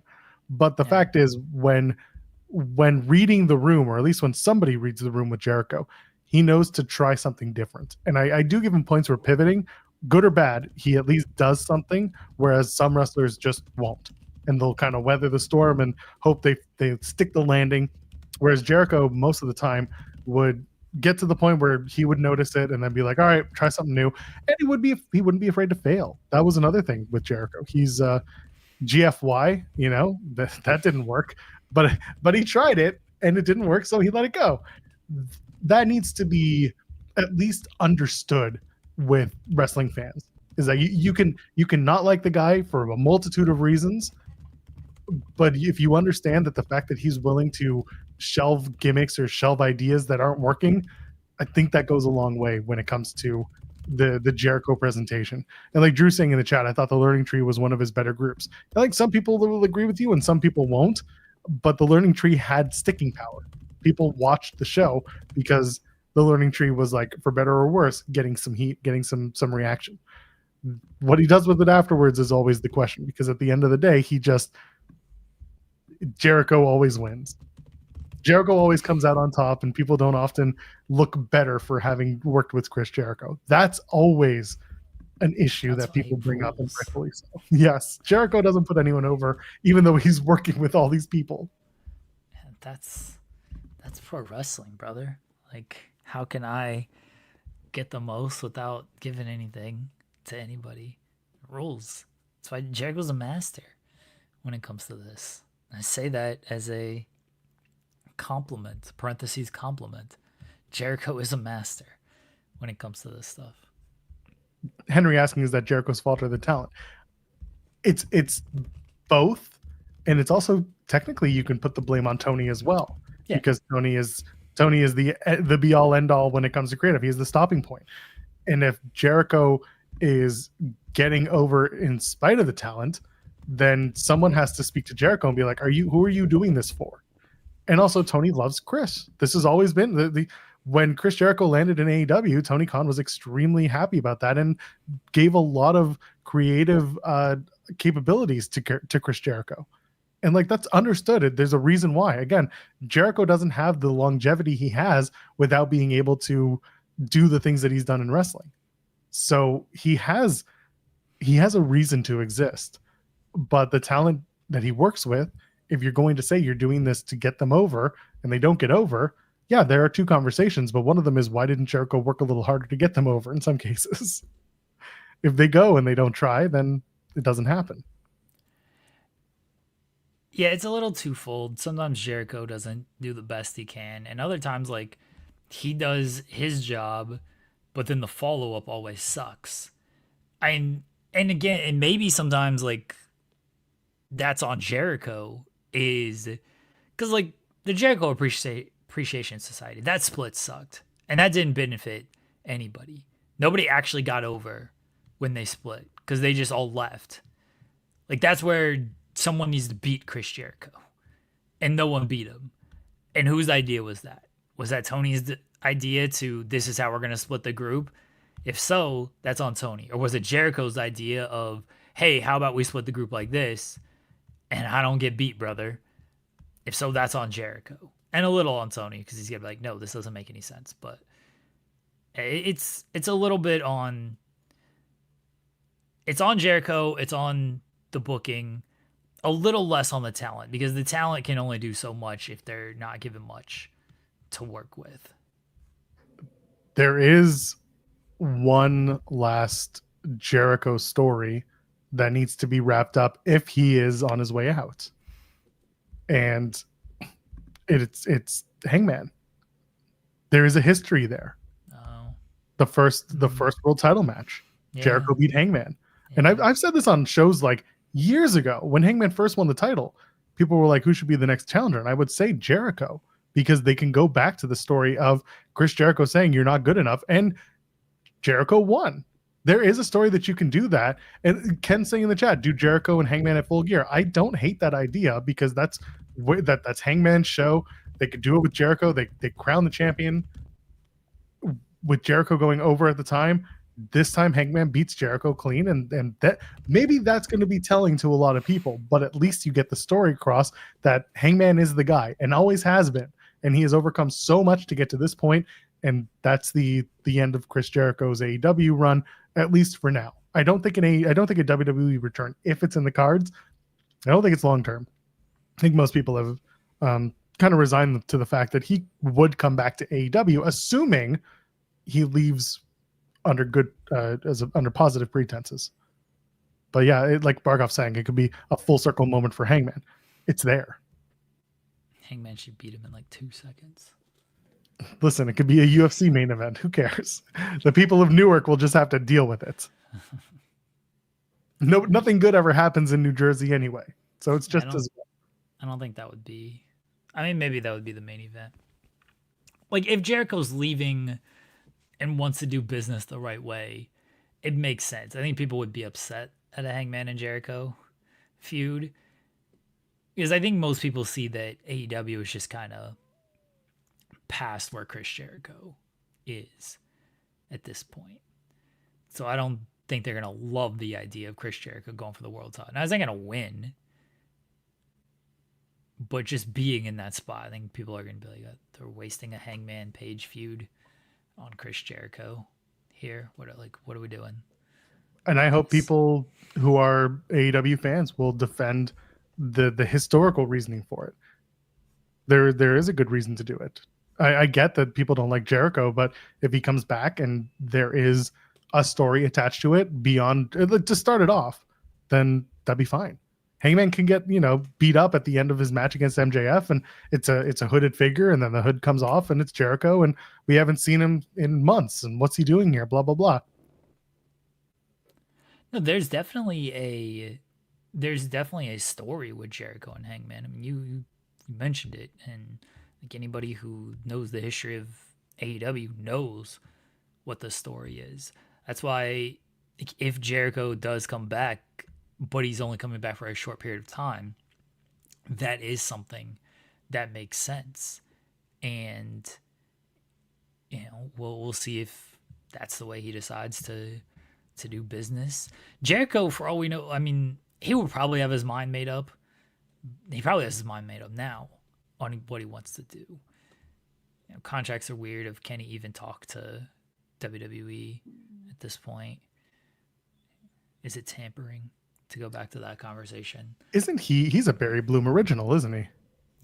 Yeah, that's a funny one. Then he's one of, you mentioned it, like one of the original guys. I don't think he was like WCW, like Hall, Nash, and Waltman were like the three guys you think of as kind of the original guys, but he was kind of in that next group as far as I remember. So he's gonna get a good deal from one of them. I'm trying to like picture his place in WWE, because I don't think Triple H is like the biggest fan, but in defense of Triple H, he obviously wasn't the biggest fan of CM Punk when they were working together on screen, and he still uses Punk as a main eventer and in that scene. I think Punk has more to offer in 2025 than Chris Jericho. At the same time, Triple H loves going with these old dudes in the main event. Exactly. Like, most of the main event scene are 40 and up right now. So Chris Jericho is even a decade on top of that. But there's certainly stuff for Jericho to do in a main event capacity. Will it be good? Will people want it? I don't. I think WWE fans will enjoy it. Honestly, I do. Jericho's still a good enough talker, and Jericho's still good enough at getting things over to where the WWE fans would easily be like, okay, we accept this Chris Jericho stuff. I don't know if they're friends. I think they're friendly, but I don't know like what kind of terms they're actually on. And Jericho told a story a while ago. Can't remember if it was at a wedding or a funeral. One of the two. But this was also years ago. This was when AEW first started, I'm pretty sure. When he was talking about going there and seeing Triple H at, maybe it was like Flair's wedding or something.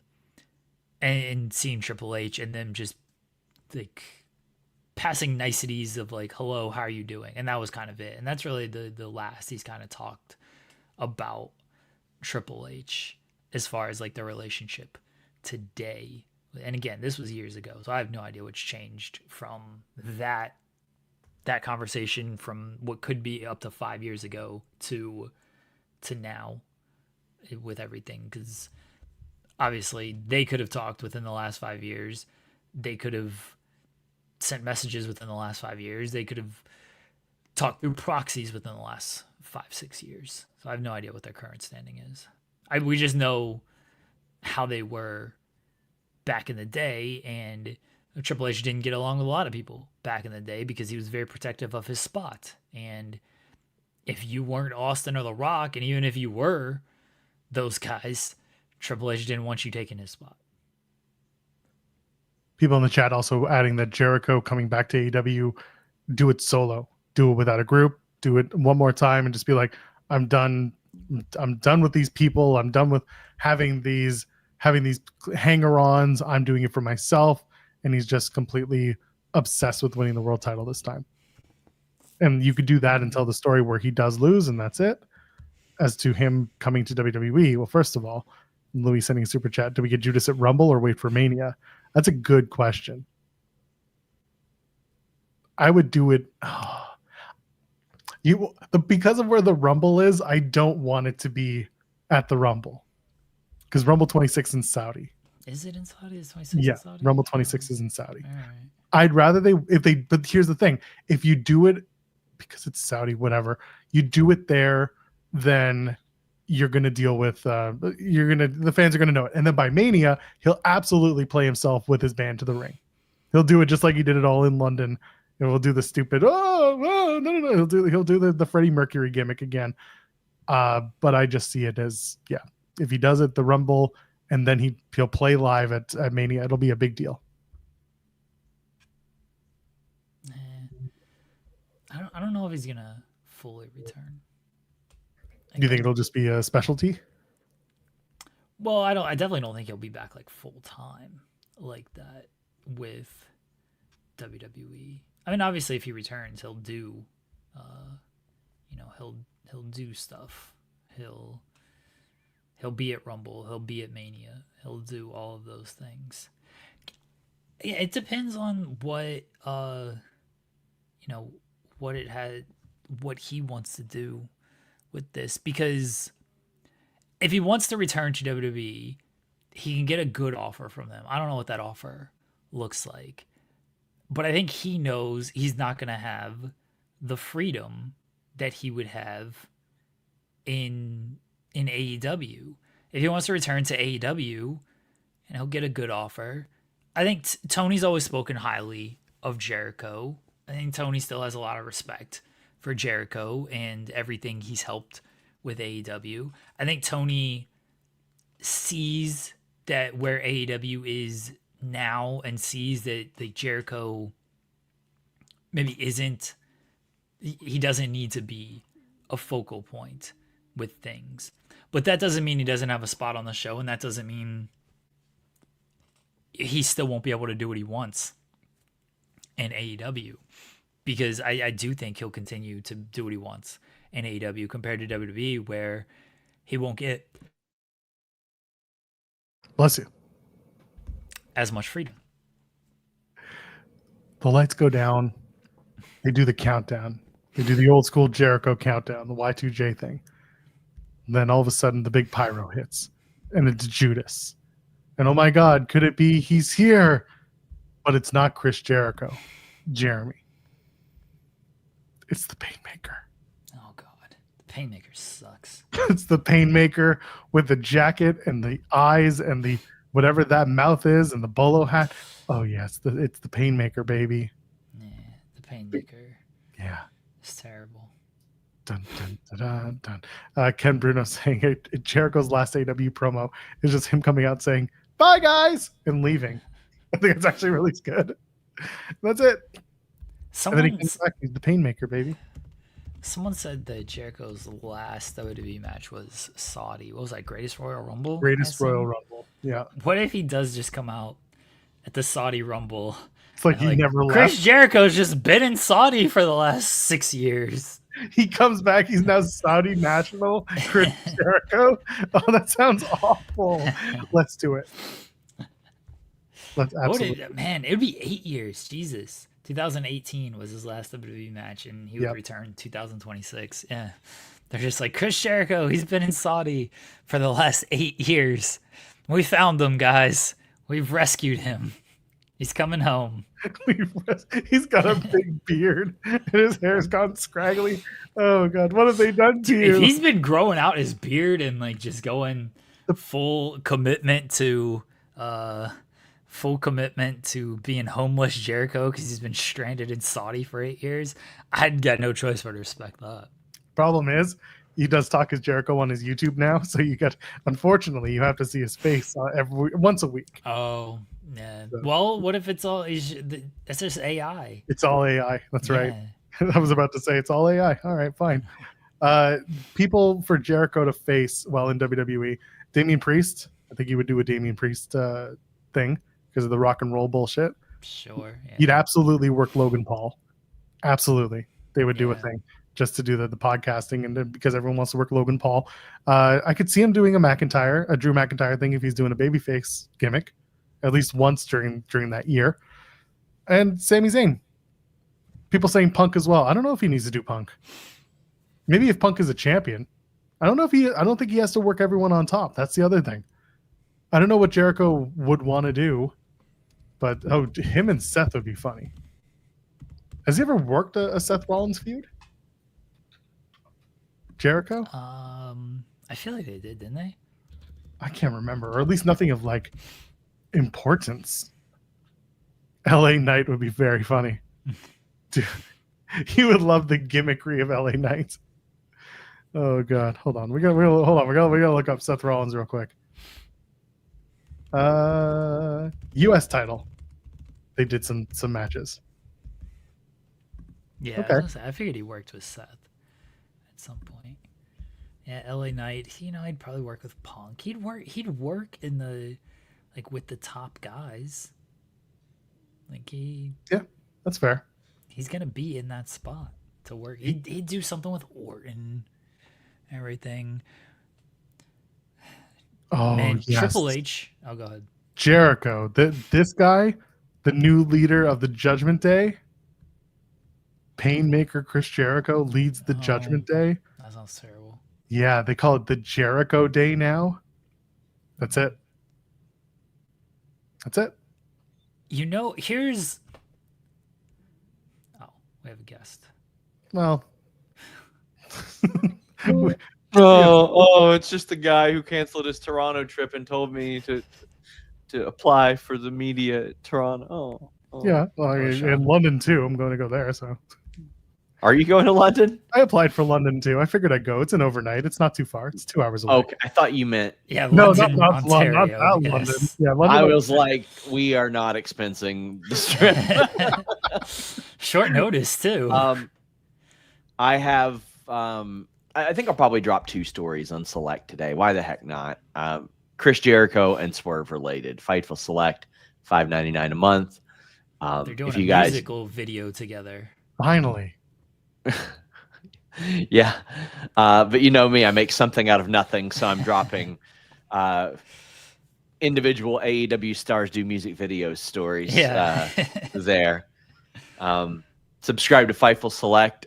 For those of you that have dealt with the bugs on Fightful.com, trust me, they're more frustrating to Jeremy and I. Yeah, they are. They are to you guys. One day there will be a full podcast for the 12 people that give a damn about that. But I'll say this. In 2016, I told Jimmy, why are we not using WordPress? What is this Drupal thing? And Jimmy, using Skype from his BlackBerry. Thank you. Probably said, well, it's just the way that we do things here. And now that Skype is no longer in existence, I can complain to him on Slack that it was a bad move. Very frustrated by those situations. But we're working on when it. you were talking about we're switching over to WordPress in like 2020. I was like, oh, great. And then 5 years later, it finally came to fruition. I was talking about because it had to, because we Yeah. didn't have a choice. Drupal is no longer supported. Yeah. Which I will say that platform is very customizable, as we have learned. Yeah. WordPress, not as much as we have found out, but like there's an awful lot of things. Somebody says you all don't use WordPress. Oh, we do. now. We try. Yeah. We use another platform, and I was talking to my wife about it because yesterday was a day on the website, as we've had a lot of days on the website over the past month and a half. And I was like, the problem is, like, if we'd done this in 2020, like, it probably would have gone a lot smoother because way easier. Yeah, there was far less content, and now we're almost 10 years into the website and 150,000 articles. Yeah, like to move all that over, there's just been a lot of issues. And yes, it's as frustrated as you guys are with what you see on the front end. I'm very frustrated with trying to get work done and not being able to. And then, like, any given day, it's like the thumbnails won't pop up on Twitter, which is a big part. The visual elements of, oh, well, here's a picture of this person that this article is about is so big with engagement and all that. And it's been a pain in the ass. Our podcast won't schedule. I mean, completely unrelated. The Espanol Twitter got clipped, like got suspended for authenticity issues, and they won't tell us why. And that was our biggest part of the Espanol side of the site. Like, oh man. Yeah. Oh, we know all of it. Like it's all coming up without it. Yeah, they're all just showing up with no thumbnails right now.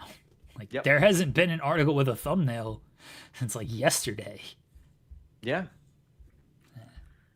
But I canceled my Toronto trip, Jeremy. I saw you were going to Denver for the game, and I saw you were looking to go to Denver instead. Wow, Sean Ross Sapp no longer likes Toronto. Denver is where his heart I is. love Toronto. I love Toronto. If I had to live anywhere but Kentucky, it'd be Toronto or like North Carolina or something. I think Jeremy, the way that I've explained North Carolina to people, have you ever seen the movie Us? Yes. North Carolina is Kentucky's Tether. That makes sense. A little bit slower. Yeah. A little bit slower, but very similar. Yeah. Just stumbling around out there, just existing. I love it out there.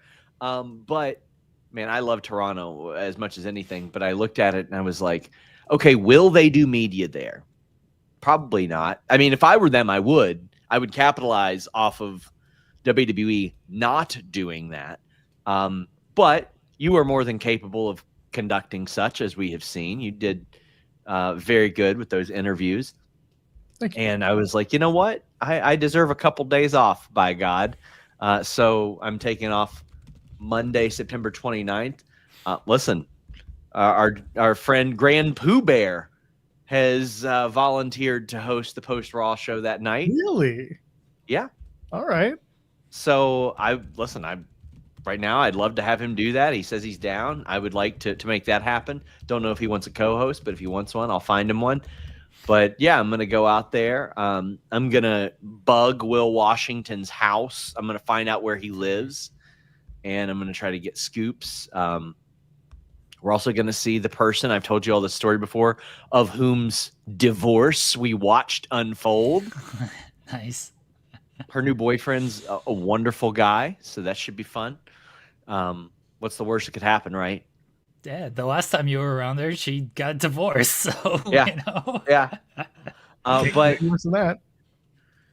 I'm going to start going to every NFL stadium to watch the Bengals play because I don't like the Bengals stadium. I told you, I messaged you on Twitter. Just Ford Field. I went to Ford Field for the Kendrick concert, and Ford Field is really, really great. Yes, I went to Bank of America for Panthers games. That stadium sucked. Like you think the Bengals stadium is not good. Like the Bengals stadium is super nice compared to Bank of America. Like Bank of America is, I feel like it's one of the older stadiums and it's done like no renovations, nothing. Like it's an awful, like once you go to another stadium, again, the Bengals stadium to me was like, oh shit, compared to Bank of America, this is a nice stadium. And then going to Ford Field, it's like, oh, okay, this is yeah. a really nice stadium. It's like, no, we're living in squalor with you, Jeremy. That's we are tent neighbors is what we are in this. But yeah, Ford Field and Dallas is what really did it for me. I went and I got my tickets as I walked up to the door in Dallas. Oh, nice. And when you're waiting 15 minutes before kickoff and buying a single ticket, there's going to be spots all over the place. Yeah. So I'm thinking about waiting and getting my tickets like last minute here too. Highly recommend. Yeah, that's the Joel Pearl method right there. That is, it often works. And your wife is asking me if I've seen the Browns play in stadium.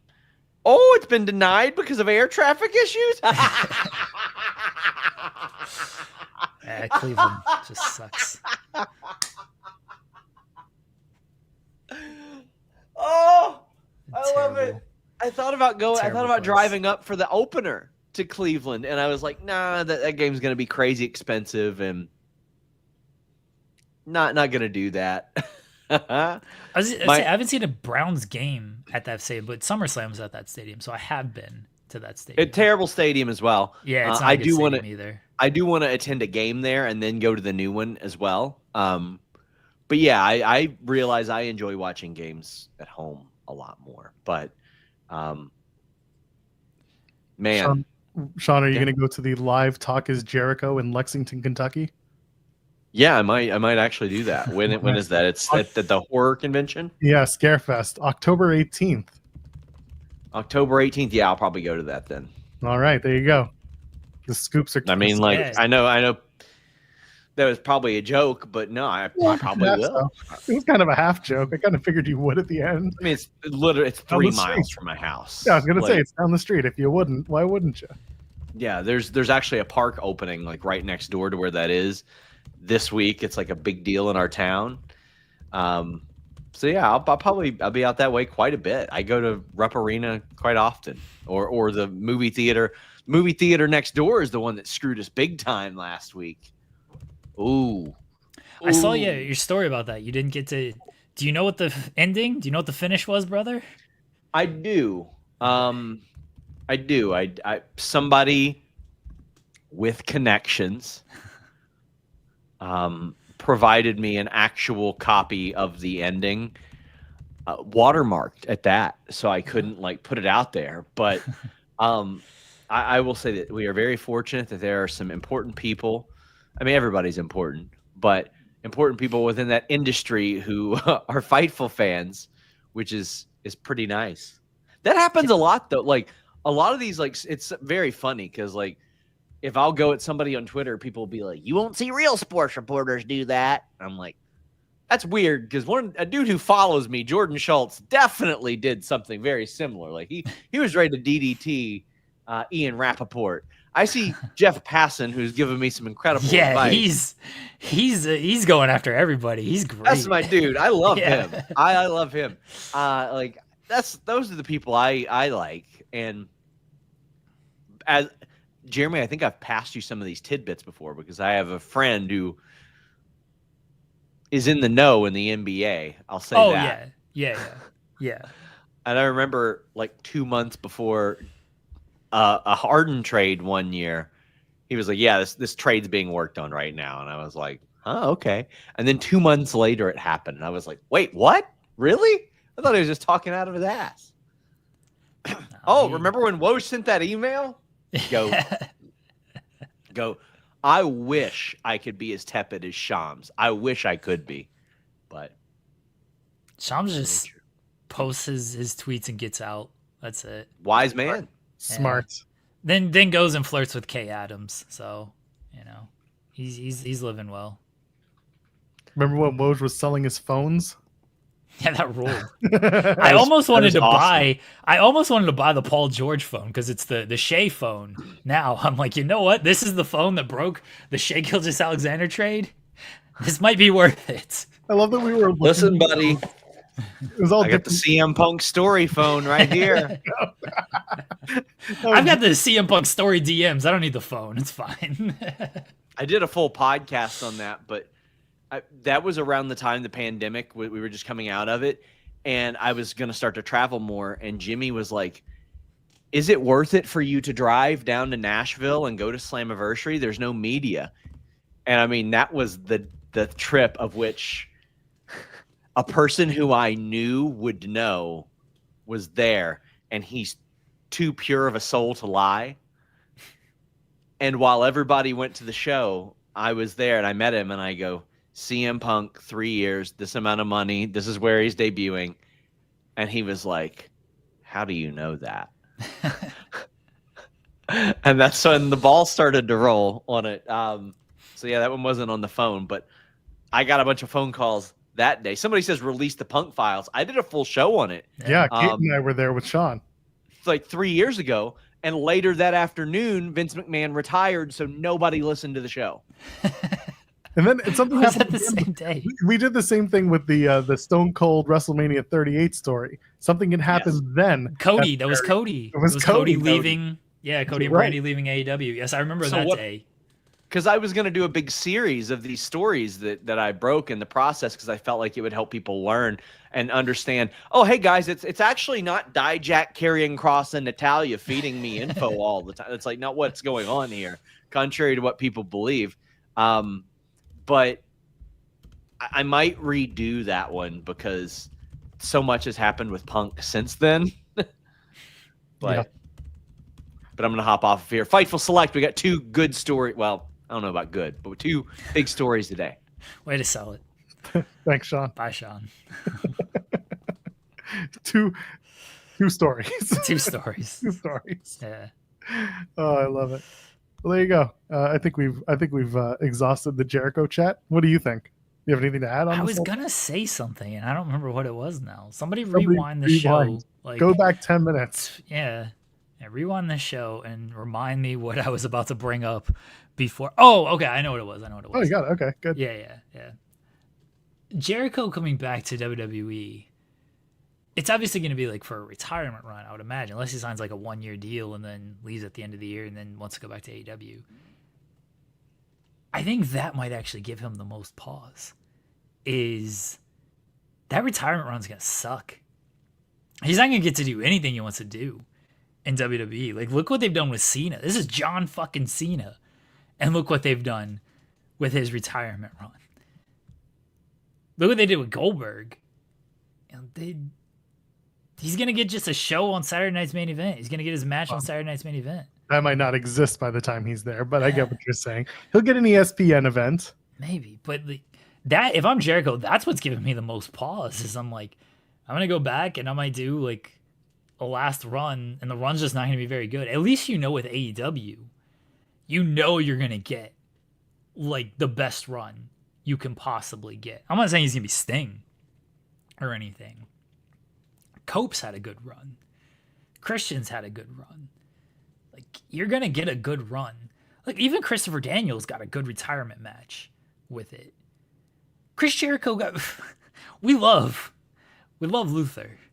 Chris Jericho got Luther, the main event, for like his 5,000th match or whatever the hell it was. I think it was 1,000. No, maybe 5,000. Yeah. No, was it 1,000? No, he's way been more than that. You're right. It's been more than that. Yeah, that's why I threw out 5,000. Yeah. But he got Luther in the main event of that show. Yeah, Chris Jericho staying in AEW, he'd get whatever he wanted for that retirement run. Like, if he wanted the world title, he'd probably get the world title, honestly. That could be a reason for him to stay in AEW. And, yeah, my wife actually mentioned, it was 30 years. It was 30 years of Chris Jericho. 30 years of Jericho. Yeah. Oh, he'll get whatever he wants in AEW. WWE, like, well, maybe we could put you on an episode of Raw. That could be your retirement match. Hold on. Can you work a TNA special on a Wednesday for your retirement match? How about that, Chris? It's going to be Jericho and Macklin for the international title. Like that might be the best he gets to do. So I think that's where he might might stick with AEW. Is at least he knows he could get a good retirement run. And that's why I think at this point Jericho is potentially looking at 1-year deals and not multi-year deals. Yeah. And if I'm him, knowing exactly everything you just said, I'd be like, all right, we're gonna do 1 year WWE, do a Hall of Fame run, and then see what I want to do next. Because Jericho's not afraid to run and do something else. He's not afraid to go work another company. He's shown that. That's how he ended up in AEW, right? Ran off and did New Japan, and then did AEW, and worked PWG a couple times under the AEW umbrella. But he's never been beholden to the company that he works with. He's beholden to Chris Jericho, the property, the IP, and for that he commands the dollar amounts and the creative vision that he has with it. I think that if you give him 1 year, he will work on something. I don't think it'll be perfect, but it'll culminate with a Hall of Fame induction and then a couple of really good matches, put some people over, look good, blah, blah, blah. And then it'll be like, you want to do another year? And he'll say no, or he'll say yes. And either Tony will say, come home, and that'll be that, or he'll say no and he'll continue with WWE. We don't know. Find out in December. Exactly. Find out when he comes to Forbidden Door London and he costs Hangman the title and starts a whole new feud. Or maybe he inadvertently helps Hangman retain. And then they set up the Full Gear match. They got to get through All Out first, but that's not important. Maybe it is Hangman and Jericho at All Out. That would be hilarious. People would be very confused. They wouldn't know who to cheer for. The Canadian or the Cowboy. They're not in Alberta, so you can't really get through it. They cheer for Hangman. Come on now. Well, I don't know. They ain't cheer for Jericho. Yeah, people saying Hangman Jericho in Toronto. It feels a little confusing to do it like that. I don't know. I feel like Hangman. Someone had pointed out in the not the Twitter comments, the YouTube comments of our shows, the idea that MJF doesn't beat Hangman at Forbidden Door. They do the finish, and then afterwards, MJF beats up Hangman with the plastic whatever the metal contract holder thing, the clipboard. And then gets on the mic and says Tony Khan never signed the thing, and then they do the match again and he wins. And I was like, yeah, that's one way that you can get away with doing the not screwing up the Money in the Bank that they do, the casino gauntlet gimmick, the execution of the contract. I don't hate it, and it was something that you and I also talked about a little bit when we talked about it on Monday and clipped it for a separate video. That's doing pretty well. Tell your friends. But yeah, that's going to be a whole other kettle of fish when we get to Friday to Monday next week. Kettle of fish. Yeah, man, it's the saying. We've done this before. Yeah, can of worms, kettle of fish. It's a thing. All right. It exists. Anyway. Yeah, so like you said, we'll see with Jericho by November, December. Or maybe we'll find out on Fightful Select today. Maybe Sean's big story is something that's going to blow the roof off. I don't know. Sean undersold the story, Really I don't feel like it's that big of a deal, honestly. It's going to be, as of right now, Jericho is still under AEW contract. Yeah. We'll see what happens by next, 3 months from now. Isn't Ralphus dead? Ralphus is dead. Yes, he is. Yep. Well, I mean, if he could bring him back, then that'd be a hell of a trick. That would be. Maybe it's Tommy Dreamer. He's the new Ralphus. No comment. I thought Dreamer was dead. No. That was a joke. Yeah, I know. How do you think? Did Tommy ever respond to this? He was on Busted Open this morning. Of course he was. Brought up. Well, he's on. What do you mean? Of course he was. He's one of the co-hosts. Because I was just checking to see if he did anything on Twitter, but no, he has not. Too busy. I'll probably listen and see if he said anything. Sure. I'm sure he probably said, LOL, Paul, so funny. I love him so much. Probably. Let's not talk about 2001. Let's not talk about Houston. He probably did say something like he thought it was funny. Like SP3 said, like, it's kind of, I feel like that's their sense of humor, which is fine. Yeah, I saw some people getting upset over it. And I was just like, first of all, I don't care about Tommy nearly enough to get upset about anything that happens to him. And number two, I'm sure that they have a different relationship than the one that you think they have. So there you go. Yeah, they were friendly at the Hall of Fame. Like Tommy always and everything. Yeah, Tommy always praises him on Busted Open and everything. That's because he's a WWE shill, so that doesn't mean too much. But I feel like they're good friends, and people make jokes like that with their friends. So I wouldn't think that this is like, oh man, can't believe he said that. How insensitive of Paul Heyman. Louis says this is the 8th person I've found out dead for this podcast. Jesus. Because of, okay, hold on. Because of or through conversation of. Well, the Hogan one, I imagine, like we didn't break the news. TMZ broke the news, but I imagine a lot of people found out Hogan was dead from watching this podcast because I said that very quickly when TMZ put it out there, and I'm sure people were listening to us instead of scrolling and finding on TMZ. Apparently, Ralphus is one. Yeah, Richard's saying we're on. Yes, a lot of people I think found out Hogan was dead from this show. I was on that very quickly with Hogan because I had my timeline pulled up and saw the news. So let's play around with Tommy Ball. I don't get the reference. I got reference.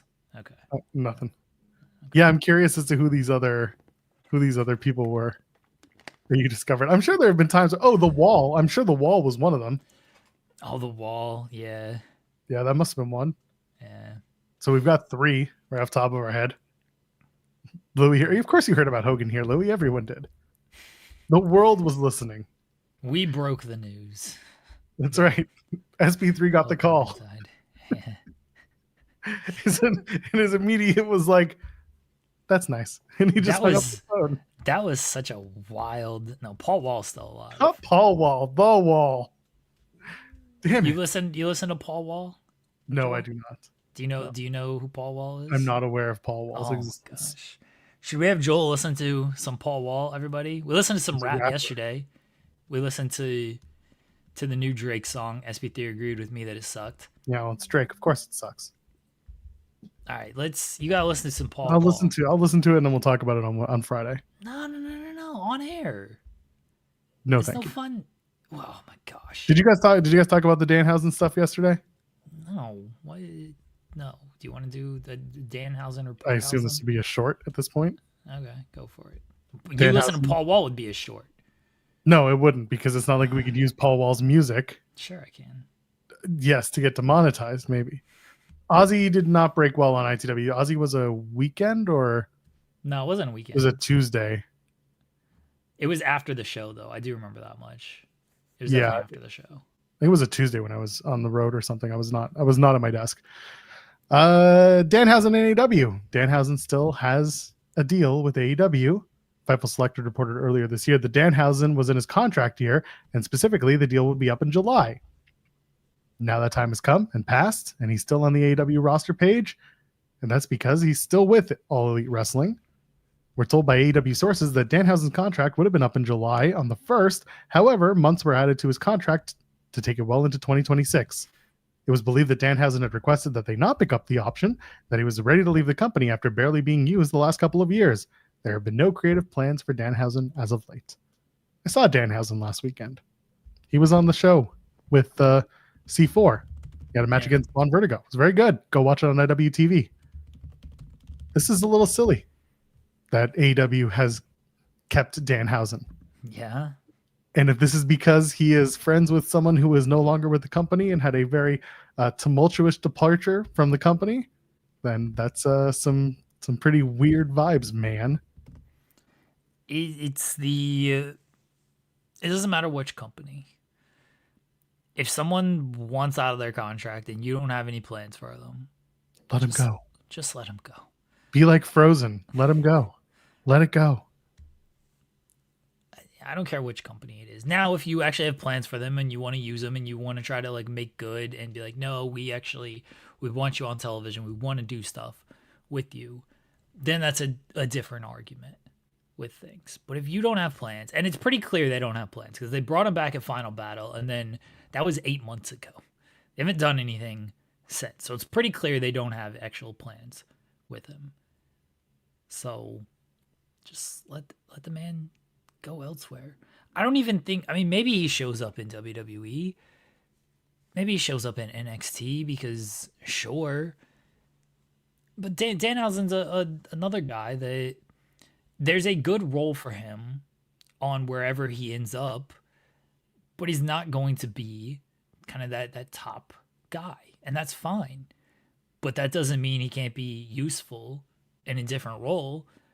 Certainly doesn't mean he can't, move merchandise, move tickets, and just help another company in a certain role. That's why I don't even see the big deal of, because you're not using him.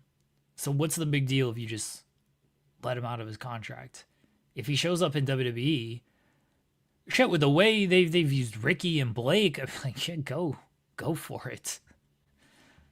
That's where I wouldn't be too worried about WWE making him like, oh man, they're gonna stick it to us by really putting Danhausen at the top of the card and really, really doing something with him. Because we would have thought that with Ricky and Blake, and I'm not saying they can't get there, but they're just kind of at what they're at in NXT right now. Like, it's a fine role for them in NXT. I think their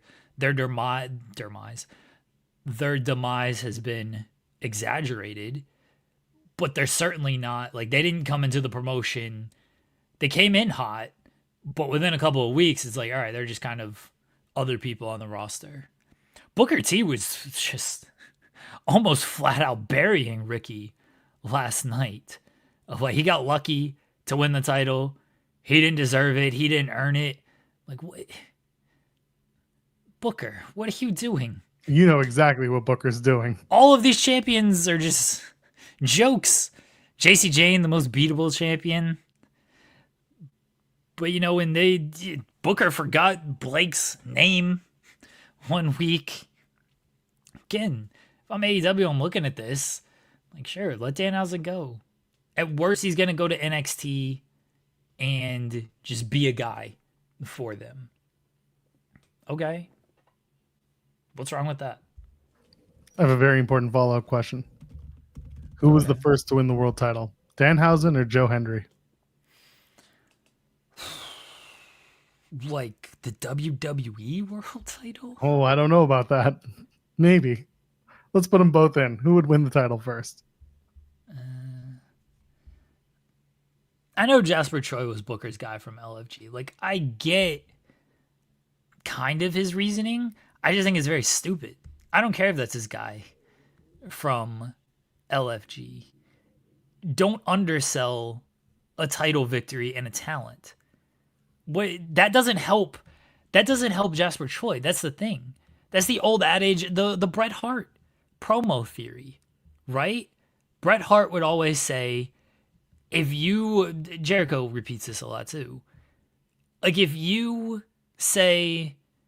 calling me a loser, a dork, someone who's not good, a flash in the pan, and then I beat you, what does that make you? Now you've lost to a loser, a dork, an untalented flash in the pan. So it doesn't make sense to say those things. You can say, I'm better than you. You can say, I'm going to beat you. You can say, I've accomplished this. And then so if you win, okay, cool, you won. You are that great. But if I win, now I get some credence off of that victory.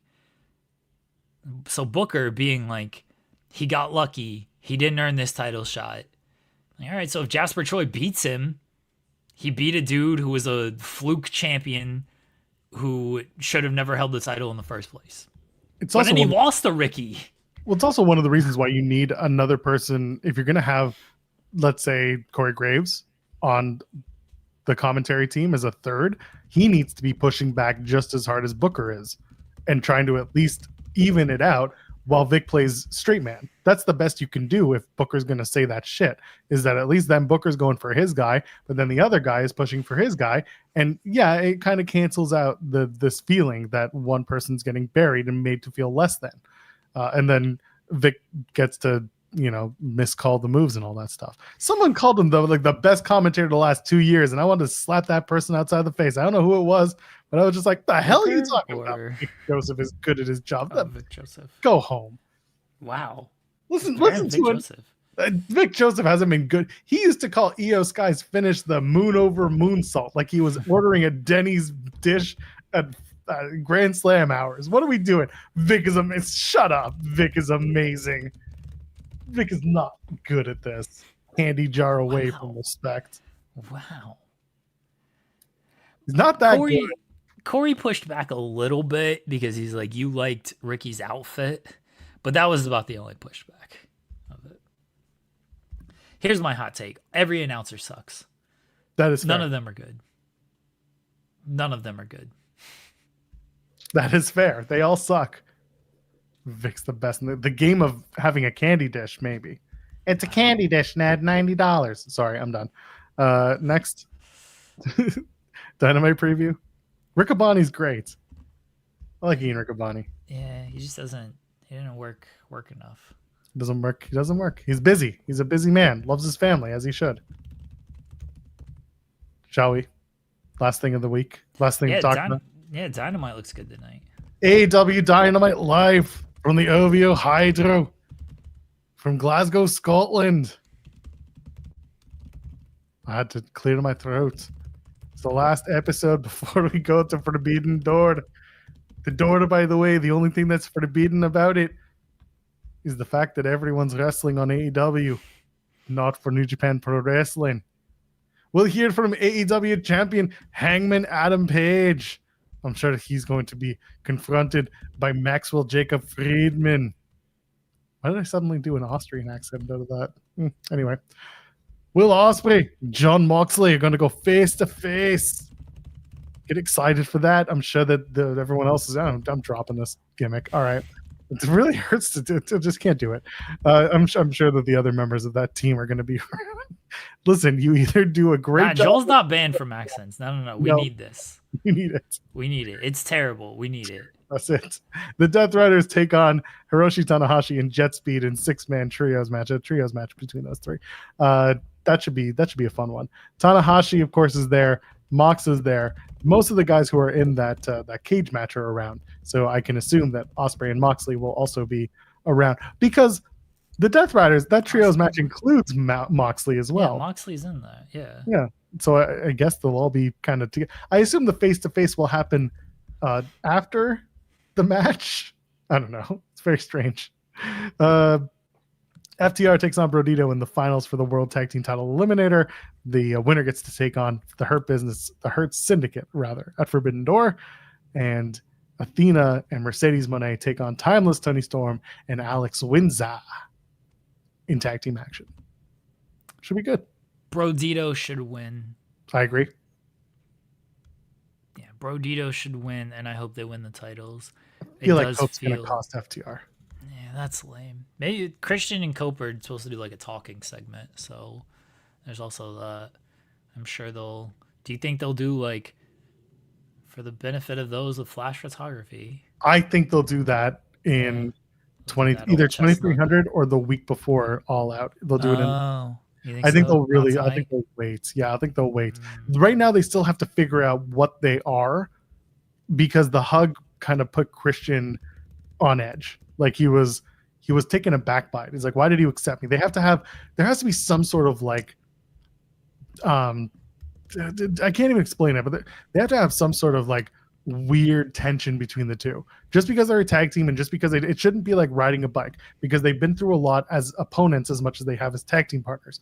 So they need to tell a story of getting back together, and it shouldn't just start with immediately doing, Edge and Christian bullshit.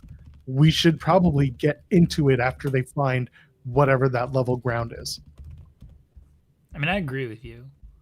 I agree this is to be like a hash out kind of segment to make more sense out of what happened last week and them just kind of, and Cope just forgiving Christian so quickly with things. And I assume like Kip Sabian and Nick Wayne will come down and they'll get beat up and then Cope and Christian can stand tall. Or maybe they get laid out so that way, because they're winning on Sunday. So maybe they're not on the same page fully here, and you can not tease dissension, because I don't think there's dissension, but just tease that all is not forgiven just yet until they win on Sunday. Yeah, like Barkov's saying, Christian has to forgive Cope because he put a spike back to his balls. Yeah, fair. I mean, yeah, Christian's right. Christian's always right. That's right. They need to hash it out. They need to figure out what their common ground is going to be. And with the Brodito winning, it makes the most sense for them because you've already got FTR with Cope and Christian, with Nick Wayne and Kip Sabian. Like, they've got something going on. And if it's leading all the way to Cope and Christian and FTR at All Out, then Brodito should absolutely go off and do their thing and possibly win the tag titles and go from there. That's how I would play it. Let Brodito win. I mean, I agree. I think Brodito should win. I just don't think they are. I think they should. FTR versus the Hurt Syndicate just kind of feels eh. Yeah, but they've kind of built that at All In. I mean, they sort of dropped it during this tournament because they've been more focused on Cope, but that's still part of it. Because remember, Cope hired the Hurt Syndicate, and then that's what led to the rift with MJF and everything. So there's a story there with FTR and the Hurt Syndicate. I just prefer Brodito. I think they're kind of hot right now, and maybe you should just run a hot hand. Yeah. Well, we'll see tonight. Well, or this afternoon, however you watch it. Show is on at 8 p.m. Eastern, 7 Central. It's the usual time for Dynamite, wherever you watch it. If you're in the UK, I assume it's whatever the UK is doing with their airing. I don't think Triller's airing it any earlier. I think they're going to air it at the same time as HBO and everyone. So you're just going to, if you want to stay spoiler free, if you want to stay spoiler free, stay off the internet. It will not be live. And if it's not on Triller, I am not happy to hear that. I'll go and take a look. But regardless. Oh, yeah, it's not live. Yeah, they'll replay it later. They'll play it later. So it'll be on the internet. Who cares? Again, if you want to get spoiled, that's up to you. But if you don't want to be spoiled, stay off of the internet for the next 5 to 7 hours. Honestly, just get off the internet anyway. Go outside. The sun is finally starting to come out here. It's time. Go outside. Go enjoy it. Okay? Get off the internet. Especially you, Zeno Hour. Yeah. Or else Brian Alvarez is going to bury your ass again. Oh, Zeno Hour is already winning. I've already made it very clear. I'm rigging this for Zeno Hour. We appreciate everybody who chats. We appreciate everybody who sends super chats. We got to see what Brian Alvarez says with Zeno Hour winning for 3 straight months. We have to at this point. We have to. It has to happen. Well, regardless, go find it. Go find whatever show you're going to watch tonight. Maybe you'll watch Evolve. Maybe you'll watch Dynamite. Watches Evolve. I mean, the guy you're with tomorrow watches Evolve. He's going to tell you all about it in the C-suite. Yeah. Oh, we do have, because I actually have something to plug for once. Nice. Coming up in 45 minutes, if you are in the Fightful Select Discord, if you are in the Weeds Discord, Worst of the Weeds is back. We'll have the link for the Discord members. We are watching Hulk Hogan matches. We are watching the triple cage match, the Doomsday cage match. That's right, folks. My favorite match of all time. We are watching Hogan and Warrior from Halloween Havoc. And we'll see if we watch the War Games match. I might hold off on War Games until this coming November, before War Games and Survivor Series. And I don't want to do too many, too long of an episode, because that Warrior match is I feel like it's a 20-minute match, which isn't good. Let's see how long these matches are. The triple cage match is 25 minutes, and then the Halloween Havoc match is let's see here. The Halloween Havoc match is 14 minutes. So yeah, how long is this War Games match? Get your flash paper ready, friends. I'm so excited to watch these matches. Are you going to recreate the spot? You know what? The War Games match is only 20 minutes. Really? A short ass War Games? Yeah. Is this? Did you say that was 97? 98. 98. That's actually the longest War Games match Hogan has been in. The 96 one was 18 minutes, and the 95 one was 18 minutes. But the 97 one was when they, quote, killed the territory, right? Yeah, that was like Kurt Hennig and they shut the door on Ric Flair. Yeah, right? Yeah. Yeah, let's see how long that one was. That one was 19 minutes and 38 seconds. Yeah, it's insane that like we just named War Games for 4 straight years and they were all under 21 minutes. And now like they can't do a War Games match that's under 40 minutes. Because they got to do the 5-minute intervals and then a full ass match with a bunch of table spots and chairs and chains and whips and everything. All right, we might end up with War Games, but we're definitely 100% doing the Doomsday Cage match and the Warrior match. I'm so excited to rewatch this Warrior match. So excited. That's at 1:00, everybody. You got to be in the Discord though. It'll be a separate post later on, but for right now, you got to be in the Discord. There you go. Join the Discord. Fightful Select can come and watch these shows. You know who he is. You know who I am. Tomorrow morning, 10 a.m. Eastern, SP3 and Jeremy are going to talk about Dynamite and C-Suite and all the other news that comes out. They'll be talking about Chris Jericho and Swerve because that's going to be on Fightful Select today. So they'll be catching you up on that and plenty more. I mean, not if it's not good, like Sean Come on. Well, come on. An hour of Chris Jericho talk. Get ready for that. We did it once. We'll do it again. We're going to talk as Jericho. Yes, we are. Talk is Jericho, baby. I'm not doing this. It's an awful theme. Anyway, you know who he is. You know who I am. Ladies and gentlemen, friends beyond the binary, leave a thumbs out on your way out. We'll see you in the next one.